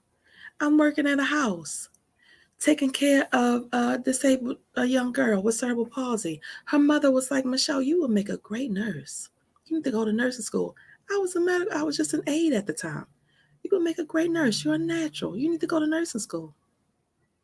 You need to go to the LVN program. At that point, I was taking registered nurses and classes. I had never heard of an LVN. I didn't know what that was. I didn't know what? Who? What is that? I didn't know. You don't know what information that you have that could help somebody else. Stop thinking you got to be this or you got to be that, or I'm not this or I'm not like her, or I don't do this. I'm not you, so I don't really. Stop. Like, you don't know who you're going to help. You don't even know how much information is in there because we're so busy comparing ourselves to other people. Where would I be if that mother would have just made this comment? And I took it. I said, okay, thank you. I didn't know. I went to LVN school, then I went to RN school. I would come into work. I used to be irritated. I ain't lying, y'all. I used to be a little irritated. Just a little irritated. I would come in as an LVN, right? Everybody know RN is where it is, right? RNs are the leaders of the hospital. RNs are supposed to be the charge nurses. The LVNs, we're not supposed to, quote unquote. But I would come in on night shift as an LVN. There would be RNs in the building. There would be RNs in the building that had been working there longer than I was working there. But who did they put in charge? Yeah, me. It's an honor, right? It's an honor. But my little young mind, because I was in my 20s then, and my little young mind, I'm like, oh my God. It's RNs in here to know, like, why they not charged? Why they not, I mean, and not even like in charge of the unit. I'm talking about in charge of the whole hospital for the night, like the night supervisor. Unheard of, right? But I'm saying, I feel like if I didn't have um, people, leadership, mentors that was like, Michelle, you can do that. You would do it, and it's not going to be a problem. You can do it. All you got to do is this. That showed me Michelle Jacobs. I loved her. I still do. Michelle, you can do it. I'm gonna be available. Just call me. I'll be home. She's like getting off her shift, telling me for night shift. I'll be home. Just call me. I'm like, okay. I got to the point where I was like, if they think I can do it, okay, I guess I can do it. But where would I be? Because if you would have just asked me, like if they would have called me at home, like, Michelle, you're going to be the night supervisor, I'd probably be like, oh, girl, I feel sick to my stomach. I don't think I'm coming. No, I wouldn't have done that. But nevertheless, I probably would have felt sick to my stomach. I probably would have got nauseous because I would have been thinking in my mind, oh, my God, I've never done that. I'm not going to be able to do that. What I got to do again? But when I did it and I made it through the night, right, and I got those encouraging words from another nurse, from a nurse that I respected. And she said, Michelle, you can do it. I was like, okay, all right. And I did it. And I did it time and time and time again. And it was okay. You know what I mean? And I learned and I got better, right? And I became comfortable. And here we are 22 years later. You know what I mean? So it is, what words can you say? What do you have in you? Like, who can you encourage? Or are you that person that needs the encouragement that somebody told you that you're able to do something and you're like, somebody has seen something in you that you don't see in yourself. I promise you that's why I'm here today, because people have seen things in me that I did not see in myself. I would have never seen myself in leadership. I would have never volunteered to be the nurse manager. I was only the nurse manager because my director said, Michelle, I need some help and I think you could do it. She said, you're basically doing a job already. You might as well get paid for it. Because I would see stuff and I would just fix it. And I come back and I say, hey, this needs to be done over here. I did that yesterday. And I just go on about my business. I just see stuff. It was just innately in me. Like, let me fix this. It's crazy. Let me just fix this. She ain't got time to worry about this. Let me just do this for her. Again, that help would be in me, right? This is, I ain't think nothing about it. I didn't think it was a big deal. There's some things that you do that you think are not a big deal, but they are a big deal. You are helping somebody. My boo Stephanie that's on here, honey. I there's some days that I came in, honey, and then some having some panic attacks in the morning, and some days I'm like, oh my God, so happy to have somebody else there with me in the trenches. You don't know who you're helping by just showing up for work, right? You don't even understand what you're doing. Establishing these relationships. My last job, again, they are working with those ladies, Stephanie, Miss Pam, my big sister Sharon, all my sisters, they all my sister friends. Why? Because we helped each other. It wasn't work. It was, we are a family. We came in, we celebrated, we ate, we went through the crazy and the struggle together, and we made it through the day. Girl, another day. Right? In your professional relationships, I remember when I used to go to work and I didn't feel like I was a part of a team. I didn't look at it as being a part of a team. I didn't even look at it as being a part of a family. I surely didn't look at it as being a part of a family. It was, I got to go to work. This was me as a new nurse, as a young nurse. So on my way to work, I'm like, I ain't eat no breakfast. I'm going to be here for 12 hours. Let me stop and hit this drive through because I got to go.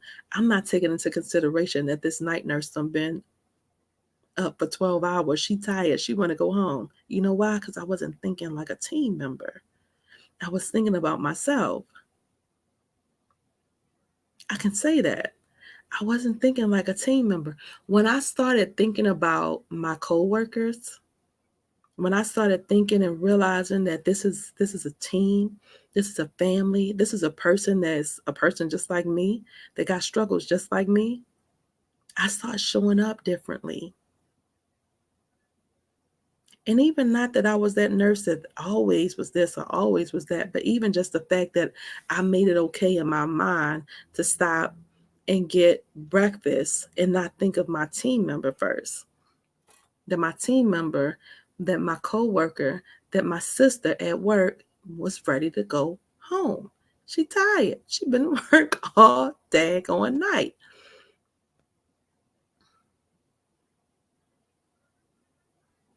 Like, how are you showing up to work?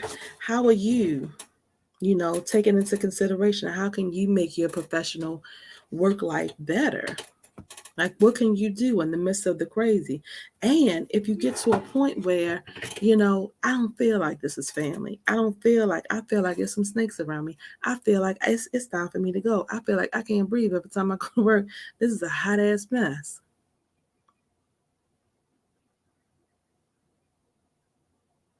I will say to you, you have nothing to prove. There's another job out there to find. There's another job out there, another space where you will find, right? You will find a team. You will find somebody to respect you. You don't have to stay in situations.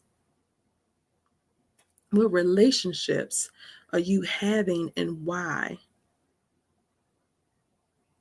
It's all relevant. It's all relevant, right?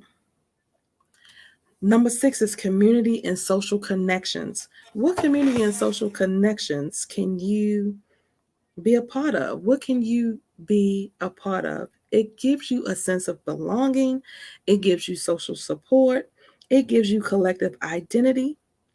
This says they can foster a feeling of connections, connectiveness, and engagement with the world around us. Honey, y'all will see me, if you follow me enough, you will hear me or see me talk about Clubhouse. Some people are like, oh my God, that Clubhouse thing, I can't get with it. Mind you, I joined Clubhouse just because everybody was talking about it. I was like, Lord, let me just go see. But I really joined because I was in a dark place at that point. I was going through a dark season and I needed a distraction.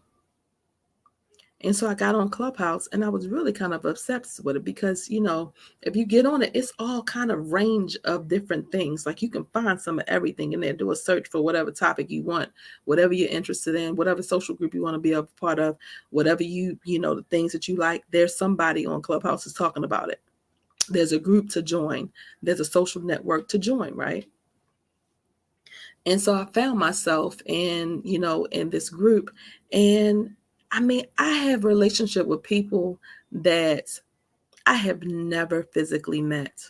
And I genuinely love these people. They pour into me. I pour into them. My family, black coffee, honey, and grits, honey. You can't tell me those not my sister friends.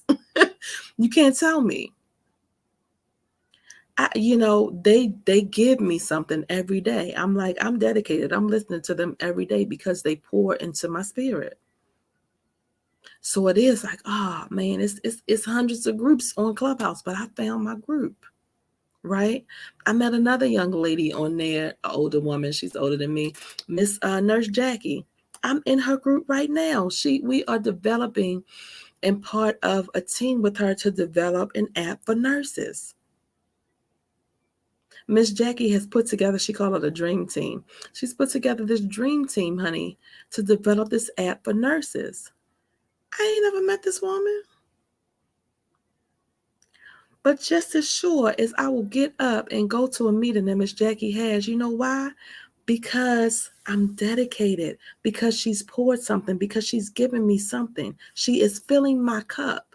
She's not, you know what I mean? She's not taking from me. She is filling my cup. It makes me happy to help her, to see her vision come to pass. Because guess what? I'm going to need somebody to help me get my vision to pass. If you don't put yourself out there, what you put out is what you get back. When you're putting out good energy, you're going to get good energy. When you vibrating on a low frequency, guess what you're going to get? Some low frequency people. If you out there complaining about all of the things and all of the people, that's what you're going to get. Is more people around you that's going to be complaining. More people around you. If you want to be around some doers and some takers and some shakers, guess what you want to be around? Some doers and some shakers and some takers. That's it. What frequency are you vibrating on?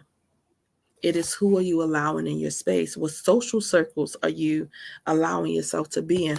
Are you so closed off that you won't even allow yourself to be into anything or anybody? Have you been so hurt that you can't be involved in nothing? Why are you so closed off? That part you need to start with. You need to heal it, because guess what, honey? Nobody deserves to be alone. I know sometimes it's safer, right? I don't want to be bothered. I don't want to be. I ain't dealing with all that, because instead of us dealing with why we are feeling those things, or even dealing with the people that have hurt us. That person over there hurt you. This lady over here ain't do nothing to you. Are you just not going to put yourself in there, put yourself out there because of what again?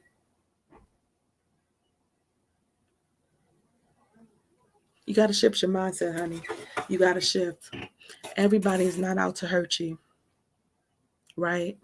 You can have some benefits and you can meet some amazing people when you just be open. When I started this thing, and I'm wrapping up, y'all, but when I started on this very intentional journey, every year God gives me a word. The first word he gave me in 2019 was be open. You know why? Because I was very much closed. I was very much closed, honey.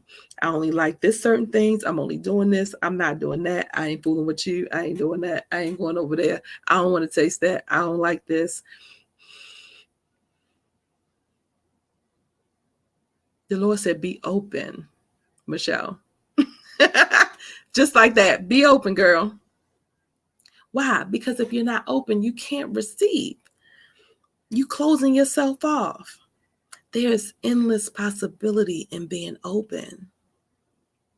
You know how much I've done and how much I've accomplished and how many beautiful spirits I met. I prayed, Lord, please send me some good, genuine people, and please remove these snakes from my life. If I wasn't open to receive the beautiful people, where would I be? Because every program that I've been in, every step that he's given me, every journey that I've walked, as I've walked one step, he's taken two, right? And if I didn't trust that, if I wasn't just walking by faith, the substance of things hoped for, the evidence of things not seen, if I wasn't taking these steps, I don't know where he's going to guide me. I don't know where I'm going after this, but I have enough faith and sense to know, Lord, I'm going to keep walking. That's what I'm saying to you today. It don't matter what the situation is, honey, keep walking.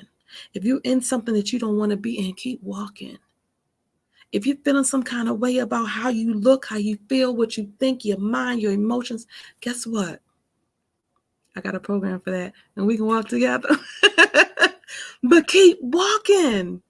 That's the point, honey. Keep walking. Yeah.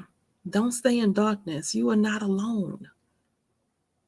I am you and you are me. I know it look like I got it all together, and some days I do, but there are most days I don't.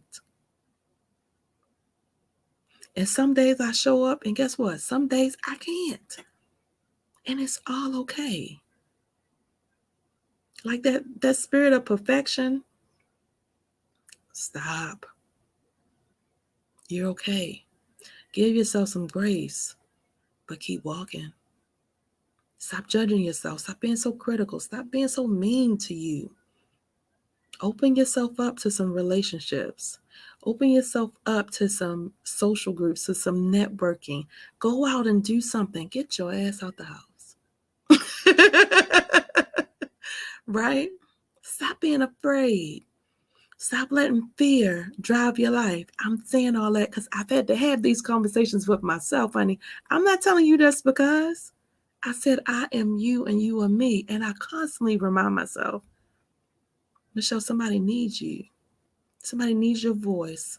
Somebody needs your words. Somebody needs your journey. And I'm telling you that somebody needs your voice.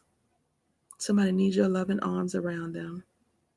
As bad as you may feel, even though you think don't nobody care, even though you feel like it don't make a difference, ain't nobody gonna miss me if I'm gone, I'm telling you the devil is a lie. You are necessary. You are needed. And even though you might not have all the answers and you might not even know where you're going, just keep walking. Keep walking. Keep going. Keep moving. Yes, because we need you, boo. We need you. Listen, every day I get off of here, I get ready to get off. I forget some days to say my prayer. I'm going to say my prayer today, y'all. This book is called Joy and Strength. It's 365 devotions for grief and loss. Why? Because we are all out here grieving something. Grief is just a loss, y'all. It's not necessarily even that somebody has passed away, even though that is a big piece of it. Sometimes it is just a loss of relationships. Relationship with yourself, because things have changed or what you thought your life was going to be, the vision that you had for your life. Relationship with your children. Maybe you're an empty nester and you don't have no identity, no sense of identity now because the children are gone. What am I going to do with myself? Who am I? What am I supposed to be doing now? What am I supposed to do now? Because your whole identity been wrapped up in the kids. It's a loss, right? Yeah. Maybe it's a loss of relationship. Like my husband, man, I thought I was going to be married the rest of my life. I had to deal with that was grief I was going through. Not just depression, it was grief. I was suffering a loss of the idea. I thought I was going to have this marriage. I thought was going to have somebody to grow old with. I thought it was going to be him in particular. So I had to deal with that. I had to go back and deal with that. That was a loss. It was grief that I was going through. It's grief that you're going through. It's simply a loss. How am I going to live now? What am I going to do now? Keep walking. Keep going. Because there is more for you to do. Even if you don't understand it and you don't know what it is at this point, keep walking. Be still. Pray. Not just pray, but pray and sit. Meditation. Meditation is the number one thing. The number one thing. If you don't meditate, I don't know how to meditate. I don't know how to be still. Baby, you can meditate in the car. It's not this that they all show on the movies, right? That they think, honey, I meditate in the car, I meditate in the tub, I meditate on the toilet, I meditate sitting on the stair, I meditate and while I'm laying in the bed. Honey, it is just in the stillness of being still, getting into a quiet place and knowing and tapping into that spiritual side inside of you. It doesn't matter if you never tapped into it before, it's there. God is in you, right? Whether you acknowledge him or not, he's there. Just take some time and listen. We're so busy going and doing and being. Be still, sit down somewhere. Sit down somewhere, honey. It's there. You got it.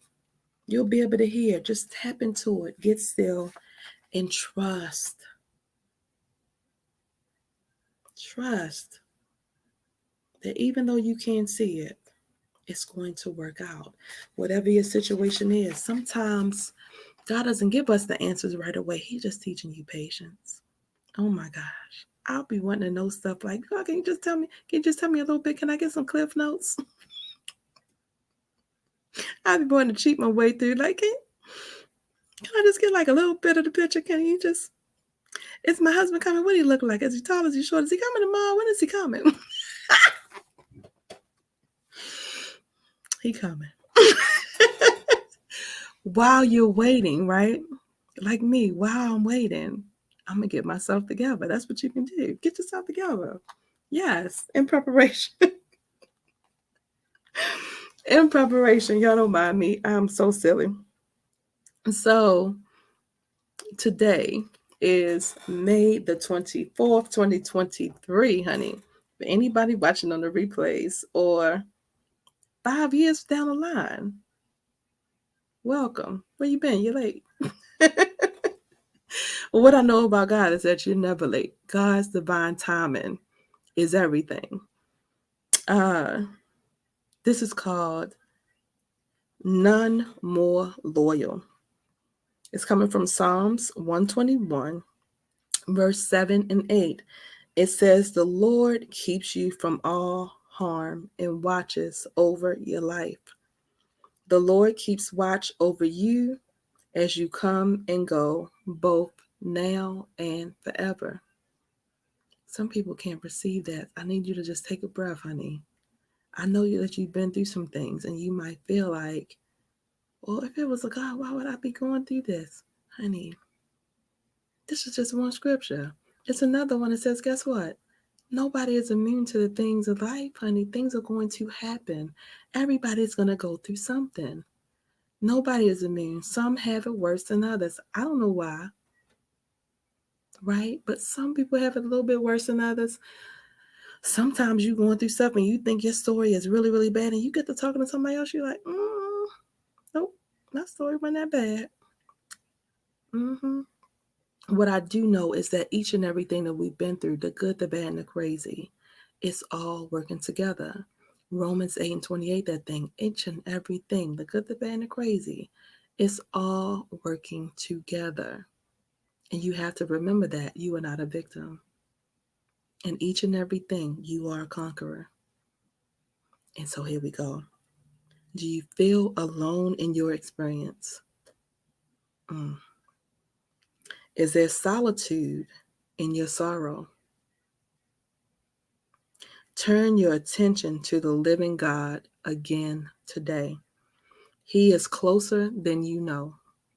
His gaze has not left you for a moment, and he is not oblivious to any need you have yet to name. He cares for you in loyalty with honor. He does not force your face to look at him. And that is what you must know. He's not going to force you, honey. He is a gentleman. You got to step to him. You got to ask him, Lord, help me. It doesn't matter if you've never done it before.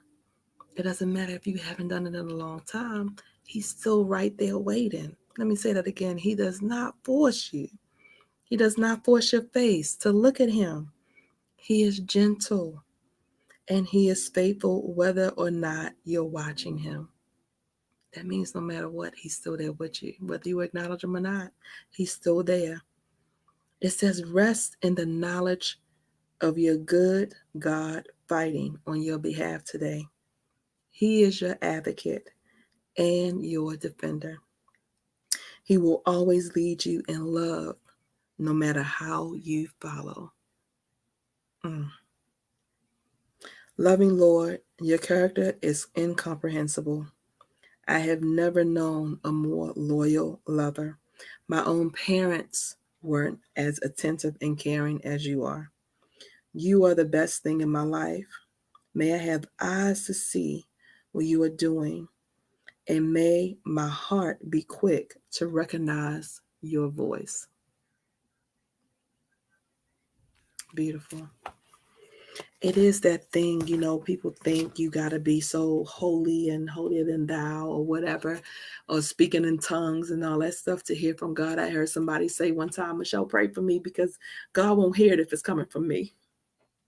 I said, girl, stop playing it on my face. He can hear you. You ain't got to say it fancy. You ain't got to say it in no kind of way, honey. You can just be your true, authentic self. You are enough. That's why I need you to understand. You are enough. No, I'm not a preacher. I'm just somebody that loves the Lord, and I'm telling you. That's why I'm getting on every day, because I know for sure. I know for sure. Right? Whether we acknowledge him or not, I've had periods of time where I've been angry with God.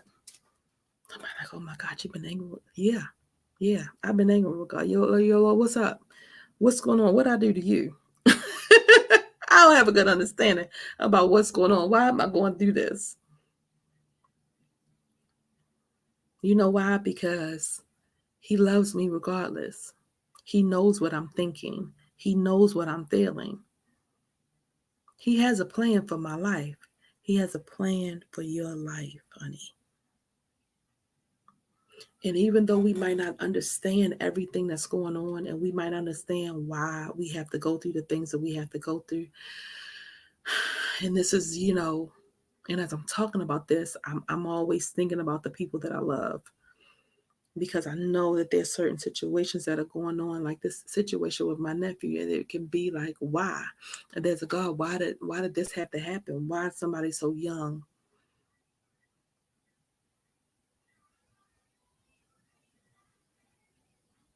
Again, God is a gentleman. And when we make the decisions that we make sometimes, that is not of God. It wasn't leading, and God, you've done certain things. When you've done certain things, you didn't consult God about that. He didn't tell you to do that crazy. When you cussing somebody out, did you talk to God about that? You say, Lord, let me just go ahead and cuss this. I'm about to go cuss this out. What you think? Lord, I'm about to go harm somebody. What you think about that? You think God co-signed that? Sometimes we are making decisions and things have happened, but we're so angry with God, but it's things that we have done. We have made the decision, because again, God is a gentleman. He's not going to force himself on us. But when we consult him in everything that we do, when we just start consulting, when we just, Lord, what you think about this? Any and everything that you feel, honey, you ain't even got to have a Bible. Baby, you got the internet right now. You can pull up the Bible verse on the internet. All you got to do is Google it. This is how I'm feeling. What's a verse for this? Guarantee you it'll be more than one. Lord, I'm feeling some kind of way today. What's a verse for this? It'll be multiple. Lord, I'm feeling sad today. What is a verse for this I can see? I can use, right? Utilize your resources, honey. God is always open and available and sending us messages. I'm gonna tell you this, and I'm gonna let you go. But this is somebody that just needs this right here. When somebody's like, I don't know, God, it's not, I don't know. When I say be open, right? God knows me just like he knows you, right? And I need messages. I say all the time, Lord, send me a message. I need that. He know I need to see it in threes. When I'm supposed to do something, he will give it to me in threes. When I'm feeling some kind of way, I'm like, Lord, I need a message. I need, give me something. I need something today, you know, and I'll hear something or I'll see something. So when I first started really struggling with depression, and because everybody gets sad, right? I've gotten sad before. There's been periods of time where I've been sad, the divorce and all that stuff. But when I really was in a place and I was just in darkness was when my big mama and my dad passed away back in 2015. And so since my dad passed away, I started seeing this little red bird. Never have seen this red bird before my dad passed away. Since my stepfather has passed away, I've been seeing this red bird. And what I've noticed is that every time that I'm feeling some kind of way, I'm having just a really hard day, you know, or I'm thinking about him, and I'm just having a hard time.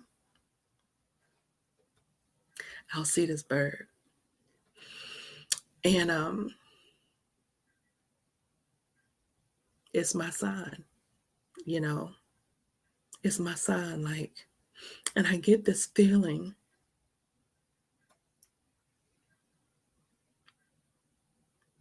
And all of a sudden I say, Michelle, you're gonna be okay, because I'll just get this feeling of peace. And it's like, you're gonna be okay. Everything's gonna be fine. Stop worrying. You're all right. You're gonna be okay. And since my nephew passed away last month, I was sitting in my car, right? So the memorial service was on a Sunday.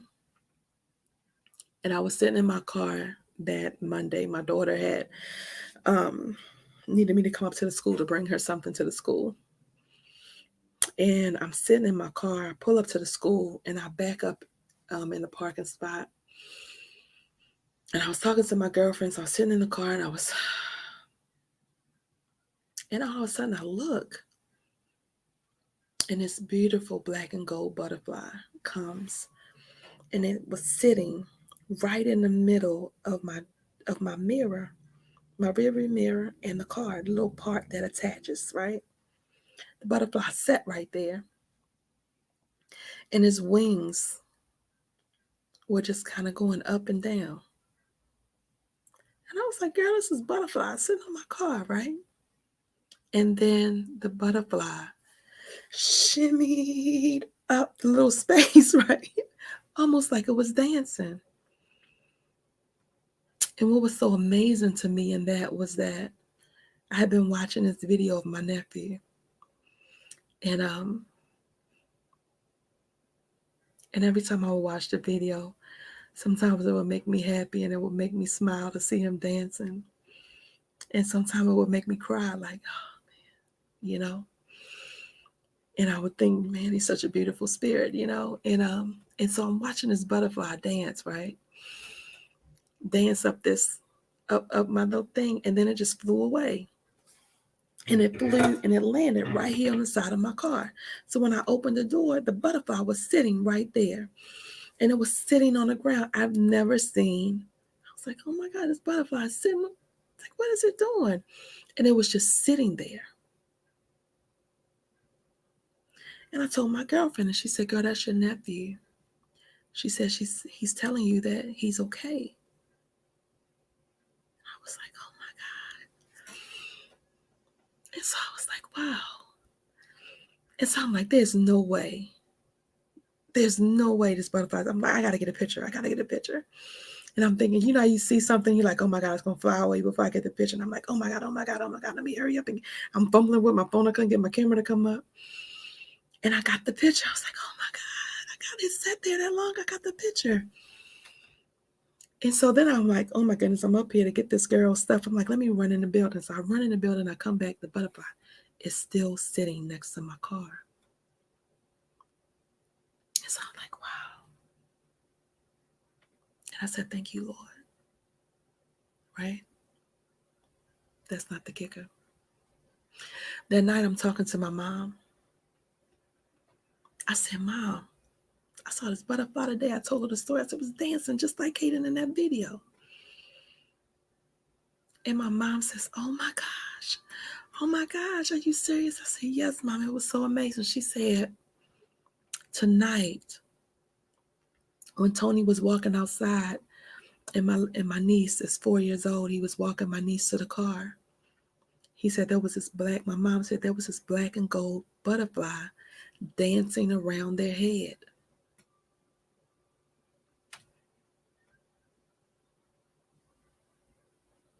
And I said, okay, Lord. I was looking for peace. I was just trying to find some way to process this thing. And so I'm telling you and I'm encouraging you to understand that even if you don't see the bird, even if you don't see the butterfly, slow down.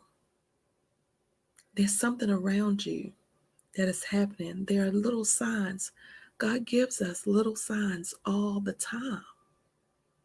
You just have to be open and slow down and see them. I was rushing through life so fast. I always was speeding, driving, going somewhere. Oh, I gotta go. I'm late. When I slowed down, and I intentionally started slowing down in 2019, when I started slowing down, when I allowed myself to be open, I started seeing stuff that I'd never seen before. I saw the bird. I see the bird everywhere. Now I see the butterflies. Things will look different if you allow them to.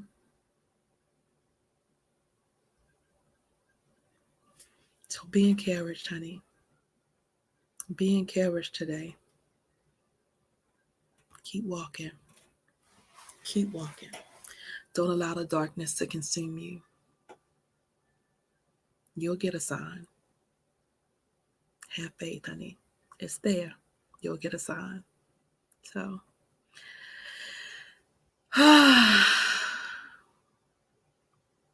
that's it. That's it for today, y'all. That's all I got. I'm poured into you. I'm poured all I can pour today. I'll be back tomorrow. I wish I could tell you a time, but I'll be here at some point tomorrow. Look out for the sign, honey. Right now, I got to go and get me some groceries. Praise God. I got some money that came in today, so I'm going to get some groceries. Thank you, Jesus, for the little things. In the meantime, it is your girl, Miss Michelle Franklin, honey. Miss Michelle Allen Franklin, Miss D.I., Miss Divine Intervention herself, honey, because there are no coincidences in this world. Only God's divine intervention in our lives, honey. And so I believe that when you walk in purpose, and that's the whole point, honey, is to get you out of darkness and into purpose. When you walk in purpose, you will inspire others to walk in theirs. And so that's what I'm doing. I aspire to inspire until I expire, just like Mr. Les Brown, honey. That's what I'm doing. What you doing? What you doing? All right. See y'all tomorrow.